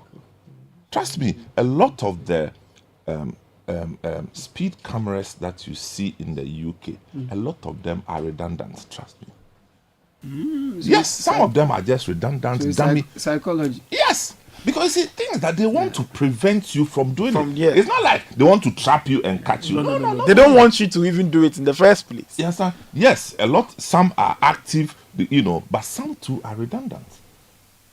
But as for us, once we stop we have constructed the road, we've made it available. Finish. So so use it, and then when it spoils, then we'll go and go to Parliament and raise money, go and take the loan, do another road. I mean, we should start arresting people for doing the wrong things. True. Nathan, there are some messages. Please share a few with us. Robert Antieku from Sheffield says, here in the UK, if there are roadworks or congestion issues, it will be announced in your car. The announcement overrides any music you are listening to on your phone. Some MPs campaign on transport issues here for a vote. I work here in a university and I see things that frustrate me about Ghana. Okay, and that's the truth. The announcements like yesterday, we heard, we put out a press release. How often do you repeat these announcements, especially knowing that the situation changes on a daily? Repeat information so that people can plan. G from Ablekuma says, okay, we read this already concerning his traffic. Maxwell is talking about extreme traffic at Barrier roundabout. So Ghana Police, please have a look. It's not the first message we've had concerning this. A lot more. We've done this already. This one says, I live at I don't see how the flyover will ease traffic on the Spintex road. To use the top, you have to go to the Mahama roundabout and turn, which will make your route longer. Vehicles will rather use the Flower Pot roundabout. I see. Prince in Terman says, traffic, I live at Terman, Boga Town. That's around Oyarifa. Aside the Terrible Road from Boga Town, I leave home at 5:30, get to work at North Ridge 9 a.m. at the earliest, or 9:30. In the evening is another marathon. You are stuck in traffic. No vehicle for you to even sit and manage the heat. Sometimes you get a vehicle at 8 p.m. and get home at almost 10:30 p.m. It's crazy. And this morning, the traffic towards East Legon Tunnel is unprecedented. Starting from Briefcase, Mensahwood Street is also choked. Good. So there are more comments, but we'll take a quick break. When we are back, we have some friends joining us in the studio as well. We'll continue the conversation, and we have some announcements for you when we are back from this break. Thank you. This is the Citi Breakfast Show, the city's biggest conversation. Win big! Just buy any Samsung, TCL, Media, and NASCO electronics and appliances and stand a chance to win free TVs, air conditioners, washing machines, refrigerators, gas cookers, chest freezers, home theaters, small kitchen appliances, and many more. How to enter? Dial star 920 star 888 hash. Select option 1 to enter raffle. Select region of purchase. Enter item serial number and you're good to go. Increase your chances by buying more to enter multiple times. Follow us for weekly and monthly winner announcements. Terms and conditions apply. This is approved and regulated by the National Lotteries Authority on the Caritas Lottery platform. Dr. Baumian once said, every constituency will get $1 million every year for rural and deprived communities. Under this program, there should be no village or community in Ghana after the first 2 years that would have a water problem or a toilet problem. Next joke, please. Vote John Dramani Mahama for president. Trustworthy, honest, and reliable. Vote for change. Choose the umbrella. Vote John Dramani Mahama and the NDC. Come on. Good boy. Honey, look, he's crawling. Wow. Good job. The new Cerelac Wheat and Maize has the combined goodness of wheat and maize grains fortified with iron, vitamins, and minerals also found in fruits and vegetables. To prepare the new Cerelac Wheat and Maize, just add milk. Enjoy your little one's big moments at less cost. Cerelac, care for them, count on us. This advert is FDA approved. What happens when ancient days meet modernity? What happens when a goddess wakes up in an era of digital chaos? Witness the epic battle between the past and the present. Catch the intrigue and suspense in Msme's era, a brand new epic telenovela showing Mondays to Fridays on Aquaba Magic, DSTV channel 150 and GoTV channel 102. Available on DSTV Access and GoTV Plus. Dial star 759 hash to stay connected. Are you hoping to start university this January? If you want a British degree from a world-class university at a fraction of the cost, then join Lancaster University Ghana in Accra. With a diverse student community, vibrant campus life, and up to 50% scholarship to support your study, Lancaster University Ghana provides you with a world-class education that creates endless possibilities globally. Don't miss this once-in-a-lifetime opportunity. Apply to join Lancaster University Ghana, where learners become leaders. Admissions are currently open for our January 2025 intake. Apply now for our foundation program. For more information, contact us at +233 030 221 8989 or send an email to admissions@lancaster.edu.gh. Lancaster University Ghana, the only British university campus in West Africa. Join the conversation on the Citi Breakfast Show on Facebook at facebook.com/Citi97.3, Twitter at twitter.com/Citi973, and Instagram at instagram.com/Citi973 with the hashtag CitiCBS. The Citi Breakfast Show. Rise above the noise.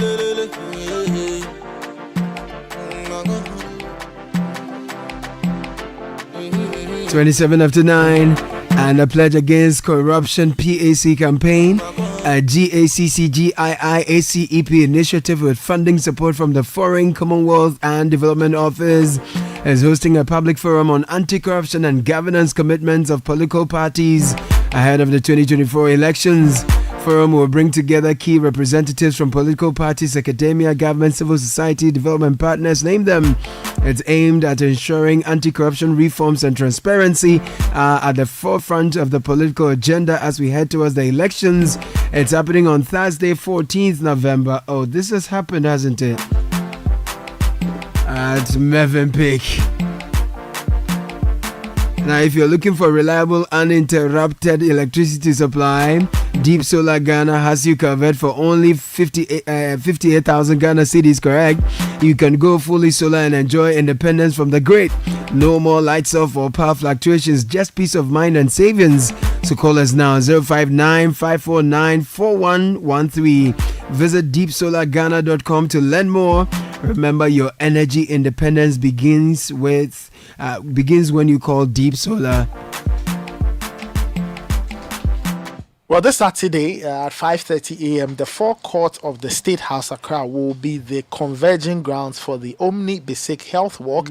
That's where we'll begin. We go through some principal streets of Accra, go back to the State House for aerobics and other exciting activities. Let's do this together. It's free, fun, and better than ever. Don't come alone. Bring your family and friends. You can call 0307 086 100 or 086 000, to find out more. Omni Basic Bank at your service. And if you are looking for litigation-free land, contact Royal Kingdom Estate.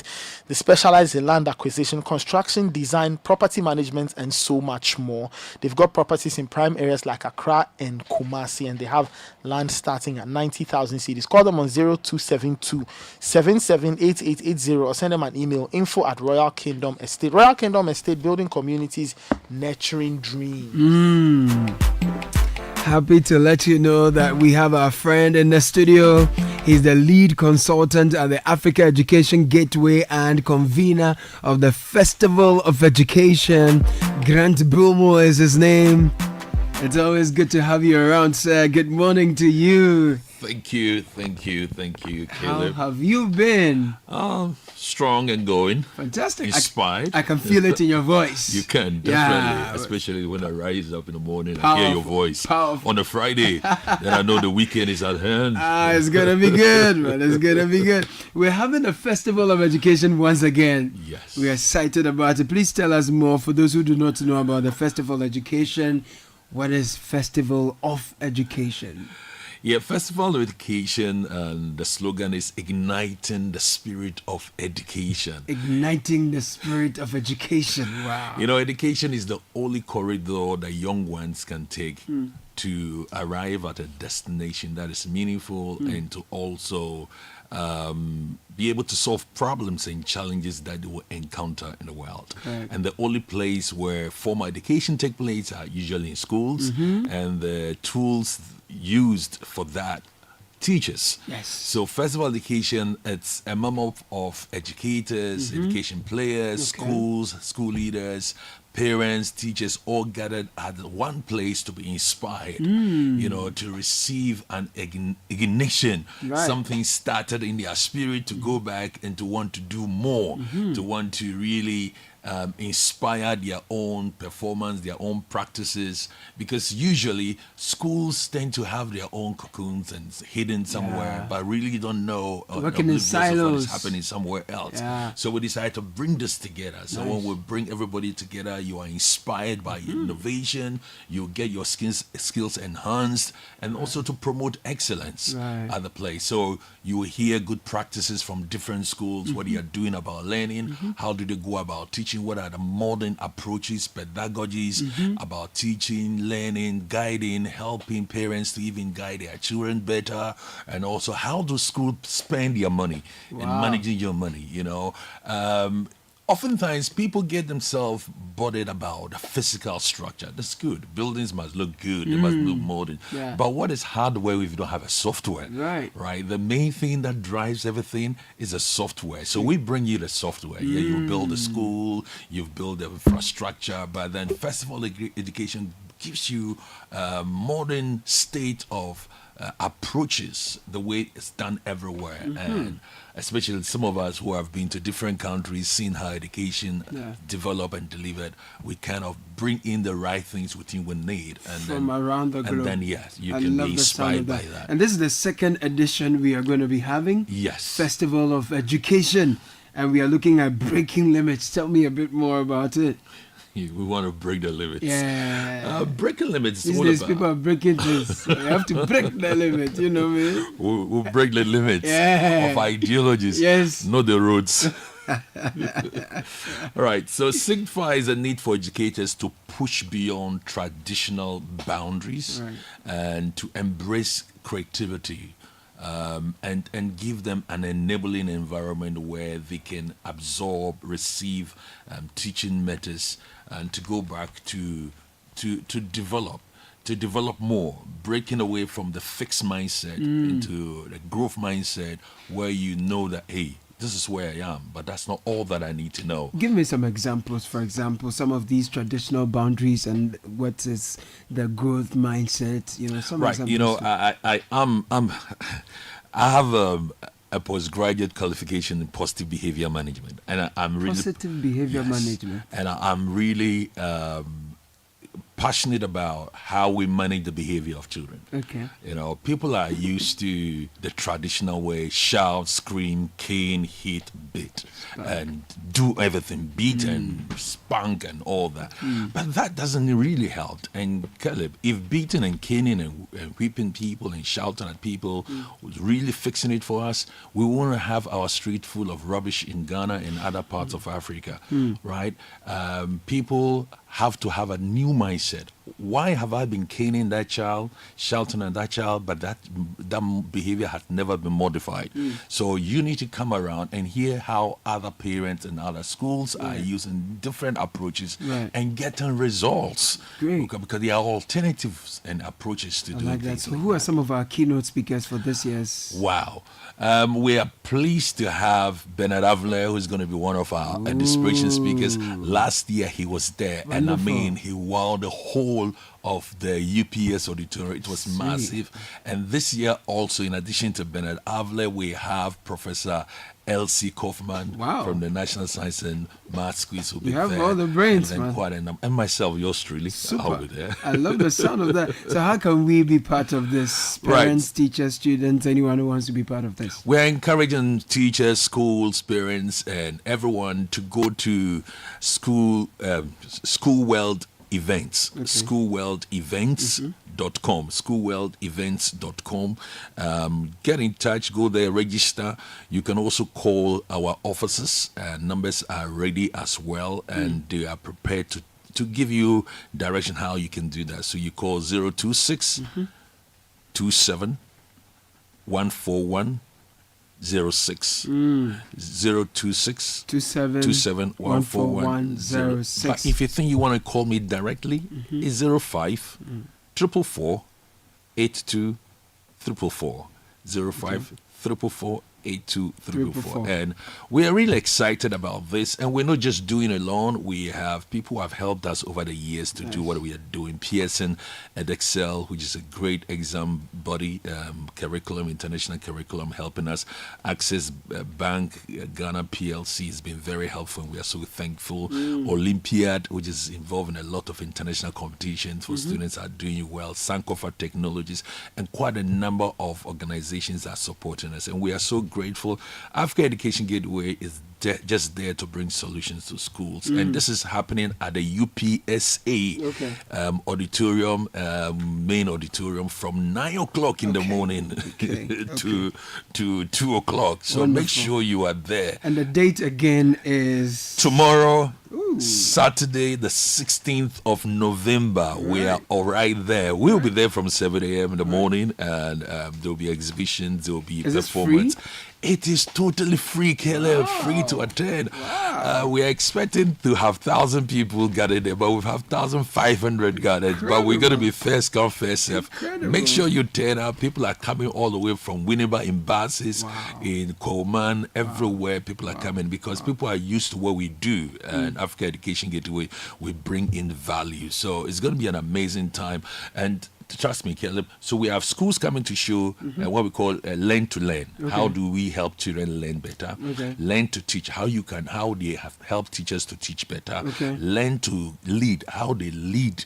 Good practices in leadership, and other schools will be talking about how they spend, how they support their schools and work to make sure the schools are profitable and efficient, and then learn to guide. Thank you so much. See, we are there in spirit. We have taken our seats before tomorrow. Thank you so much. Hey, Caleb. It's a blessing to have you all the time. Super. It's an amazing talking to you. Grant Brumo is the lead consultant at Africa Education Gateway and the convener of the Festival of Education, and it's happening tomorrow. UPSA, do well to be there.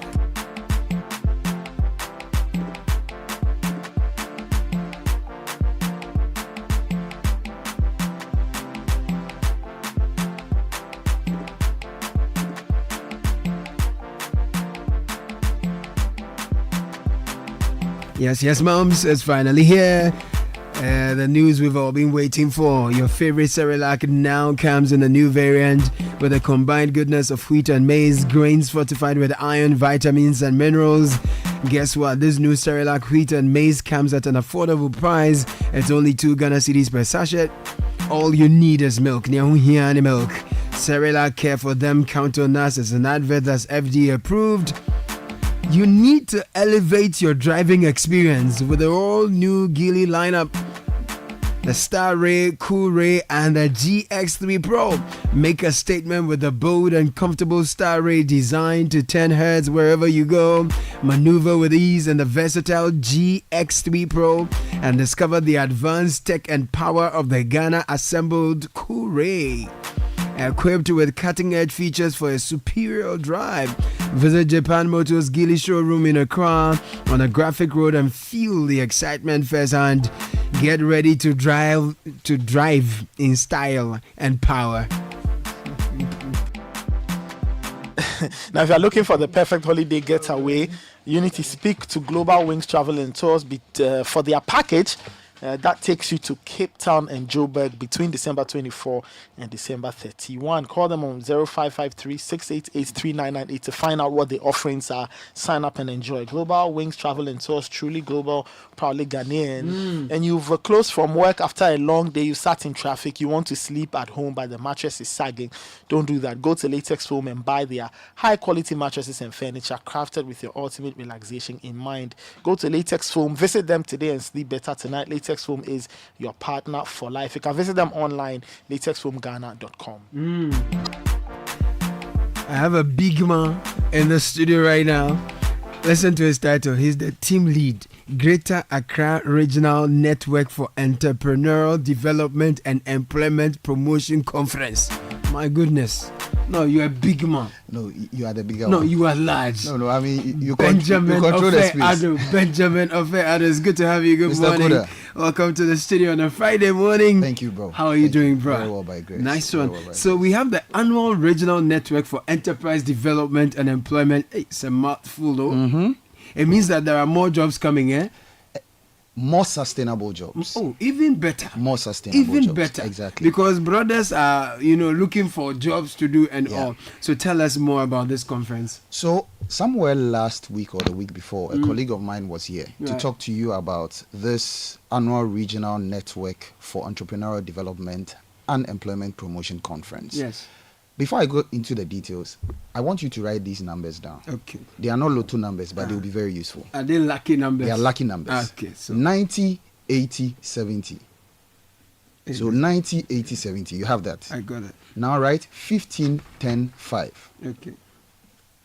Are you doing national science and math quiz or something? I mean, Presec is involved, so that's okay. And then the last number is 45. Adonai is not here.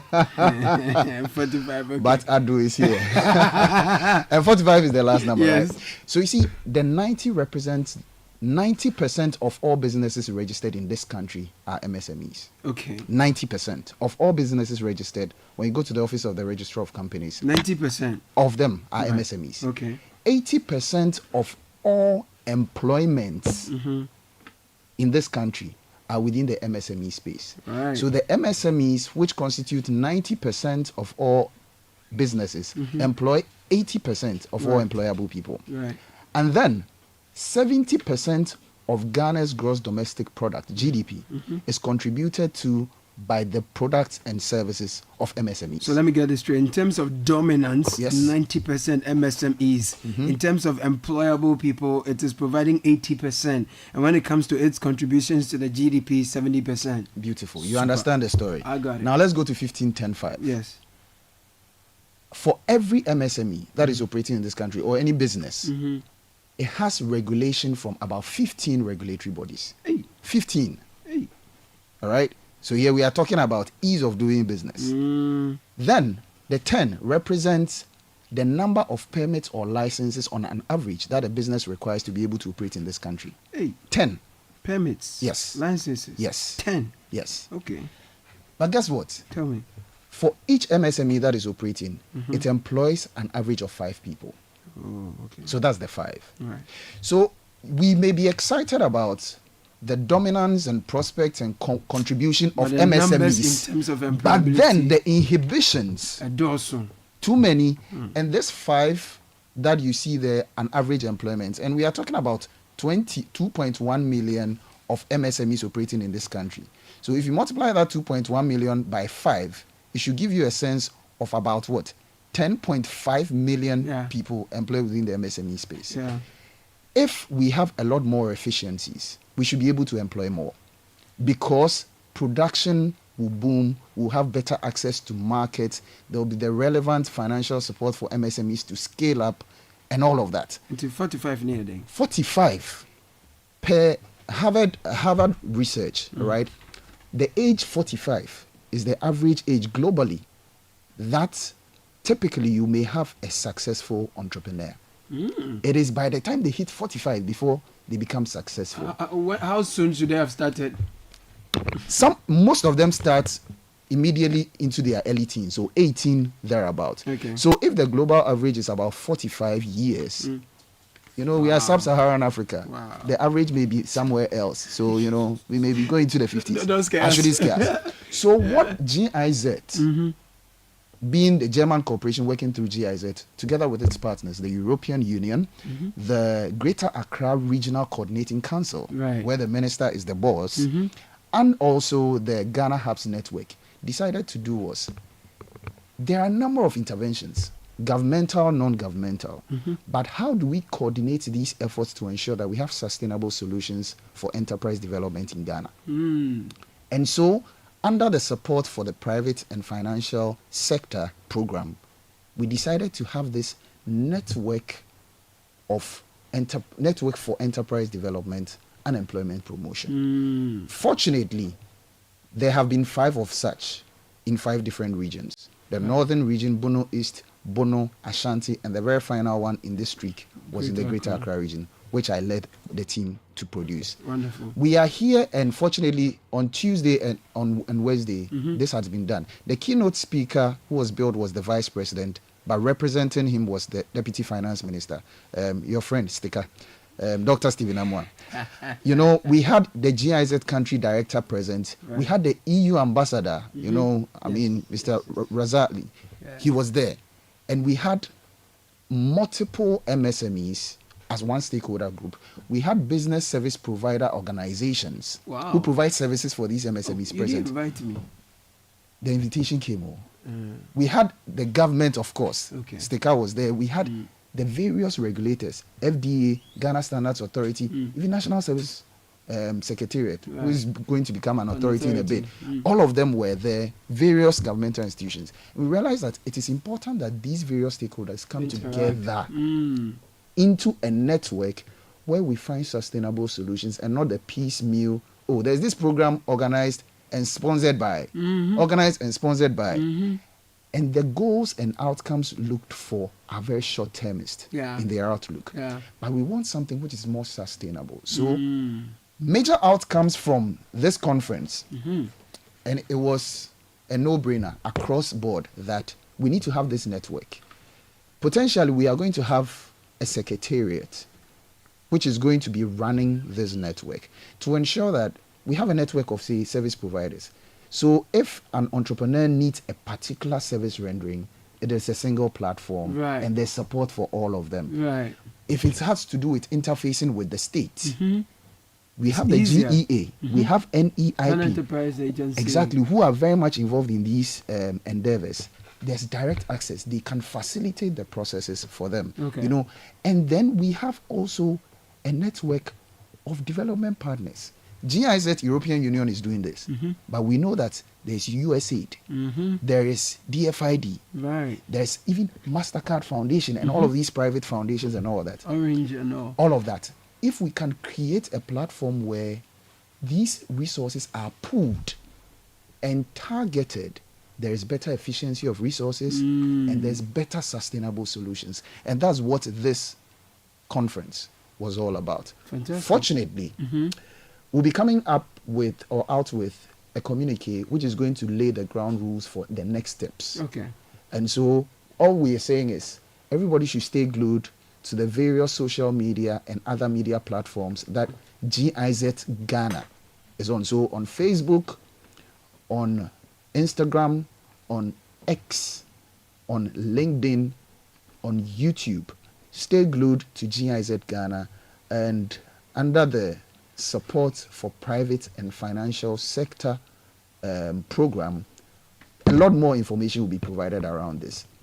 And one thing that makes me particularly excited about this, Caleb, is the fact that we are seeking to have state ownership for this. All right? So it is not just something that is going to be run by a regime. Exactly. So state ownership. So if the regional coordinating councils, the respective regions are going to have it across the country, we could have a national secretariat to run this. Where are we going to sit it? The GEA, for instance, can do that. So we are in engagement with the various stakeholders to see how we can do this. Are we going to set up a steering committee to see to this? All of those are going to be communicated in the communique that will be coming up. I like it. So this is like a WhatsApp group.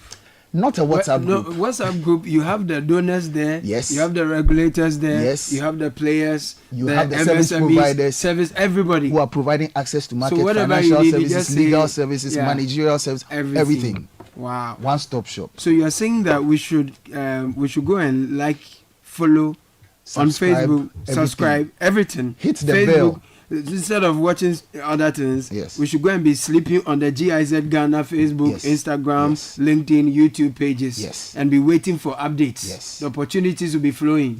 And we find ourselves in a place where now there are a lot of promises and assurances for the MSME sector. In fact, we've heard about 1 million digital jobs. We've also heard about for small, we're going to be providing like poultry, produce. Their minds are in the right place. But they need to be coordinated. It has to be streamlined. They need to be coordinated. No, you're a big man. We try. Benjamin Ofe Ado. Caleb Kuda. No, you Pentecost elder. No, you do. You're a big man. Come over here. He's a bad boy. That was Benjamin Ofe Ado. He's team lead for Greater Accra Regional Network for Entrepreneurial Development and Employment Promotion Conference. Clearly, he's one of now Oyokote's students. And he's a patron of Dynamic Friday. So when you see me rolling on your block, it be my code. Like a sickly woman, coco, in my code. I never did wonder, never worry you. My body, my body. I never did holler for my money, I call on my God. I never did wonder, never worry you. Ebenezer is wishing his son a very happy 12th birthday. Ebenezer, you didn't add your son's name. So if your father is Ebenezer and today is your birthday, your dad is wishing you a happy birthday. We'll take a quick break. When we are back, we'll bring you the icing on the cake. This is the Citi Breakfast Show, the city's biggest conversation.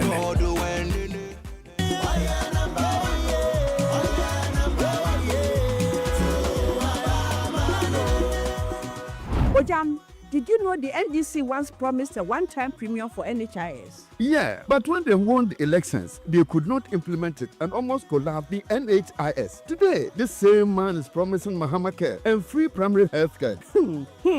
They think we are kids in this country. We don't have short memories, like Mahama said. Remember the capitation pilot in Ashanti? You were stuck with one health facility, no matter what. That was so limiting. But look at us now under the MPP. There's real change. The MPP expanded NHIS coverage to include serious conditions like childhood cancer, sickle cell disease, and kidney dialysis for children under 18 years and old people from 60 years and above. Today, with just a short code, you can renew your insurance. Truly, the MPP has restored our hope in the health system. See the Agenda 111 and other new hospitals are springing up everywhere. So, this election, let's vote for continuity. Let's vote to protect our health care. We will not fall for fake promises again.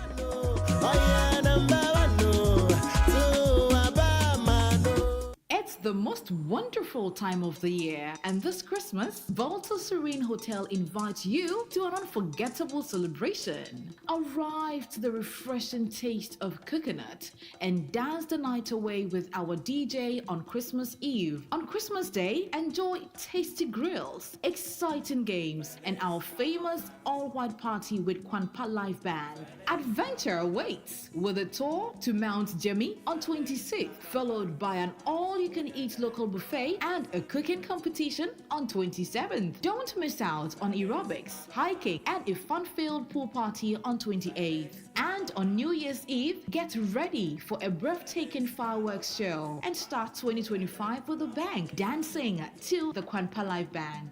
Packages are as follows. Individuals, 3,000 Ghana cedis for 2 nights and 3,750 Ghana cedis for 3 nights. Couples, 4,300 Ghana cedis for 2 nights and 5,400 Ghana cedis for 3 nights. Families, 6,850 Ghana cedis for 2 nights and 9,000 Ghana cedis for 3 nights. Call or WhatsApp 0541 539 867 to book now. Volta Serene Hotel, your perfect Christmas getaway.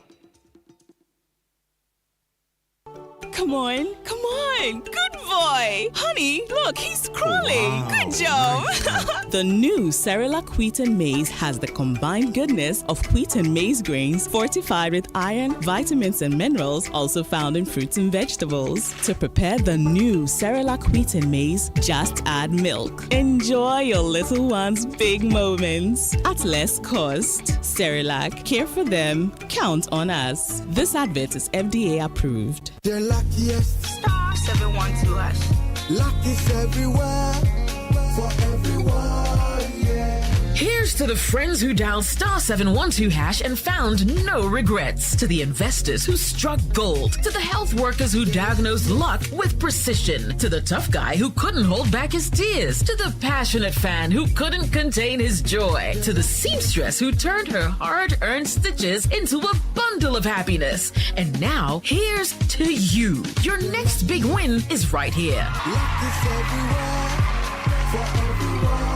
Dial star 712 hash. Now join in the luckiest winning celebration. Every 1st July 2024. Over dial star 712 hash. Now I can to tickets as a group, individual, and now even as a community. Now win is the car prizes are in the community draw or go for the grand draw on the 30th of November 2024. Unlock your luck with star 712 hash. Now join in the winning streak now. Star 712 hash. Luck is everywhere for everyone, yeah. The luckiest.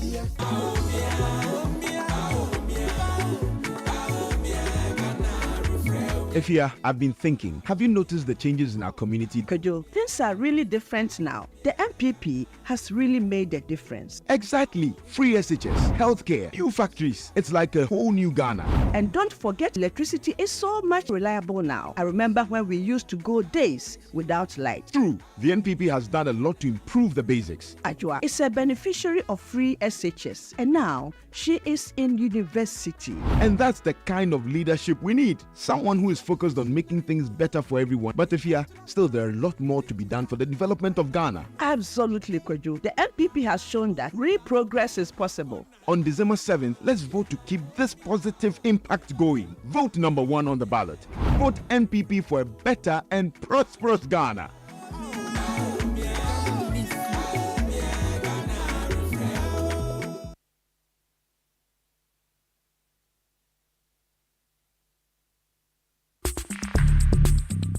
Join the conversation on the Citi Breakfast Show on Facebook at facebook.com/Citi97.3, Twitter at twitter.com/Citi973, and Instagram at instagram.com/Citi973 with the hashtag CitiCBS.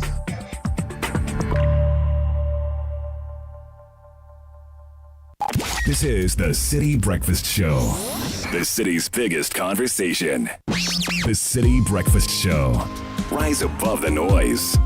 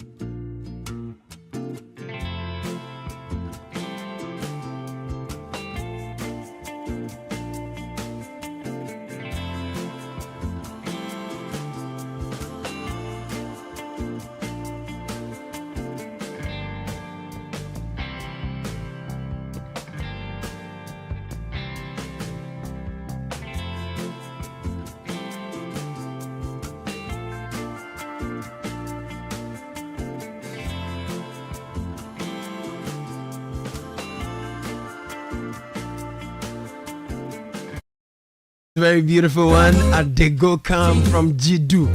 DZIDU. Jidu. Adego Kam. This weekend, those who have to travel out of the city or across the city, crisscross the country, you will go calm. No, you go calm. And for our commercial drivers, please don't go and drink or go and be driving people's children. No soda bean and no bukumo. Don't drink and drive. Go calm.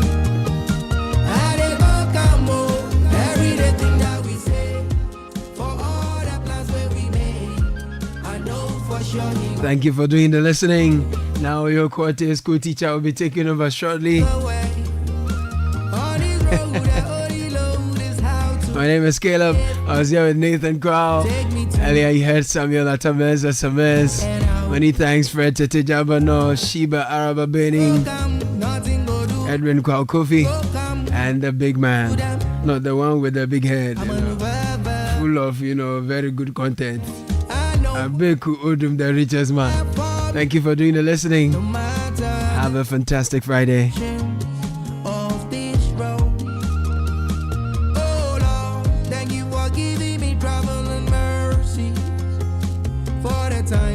the bottom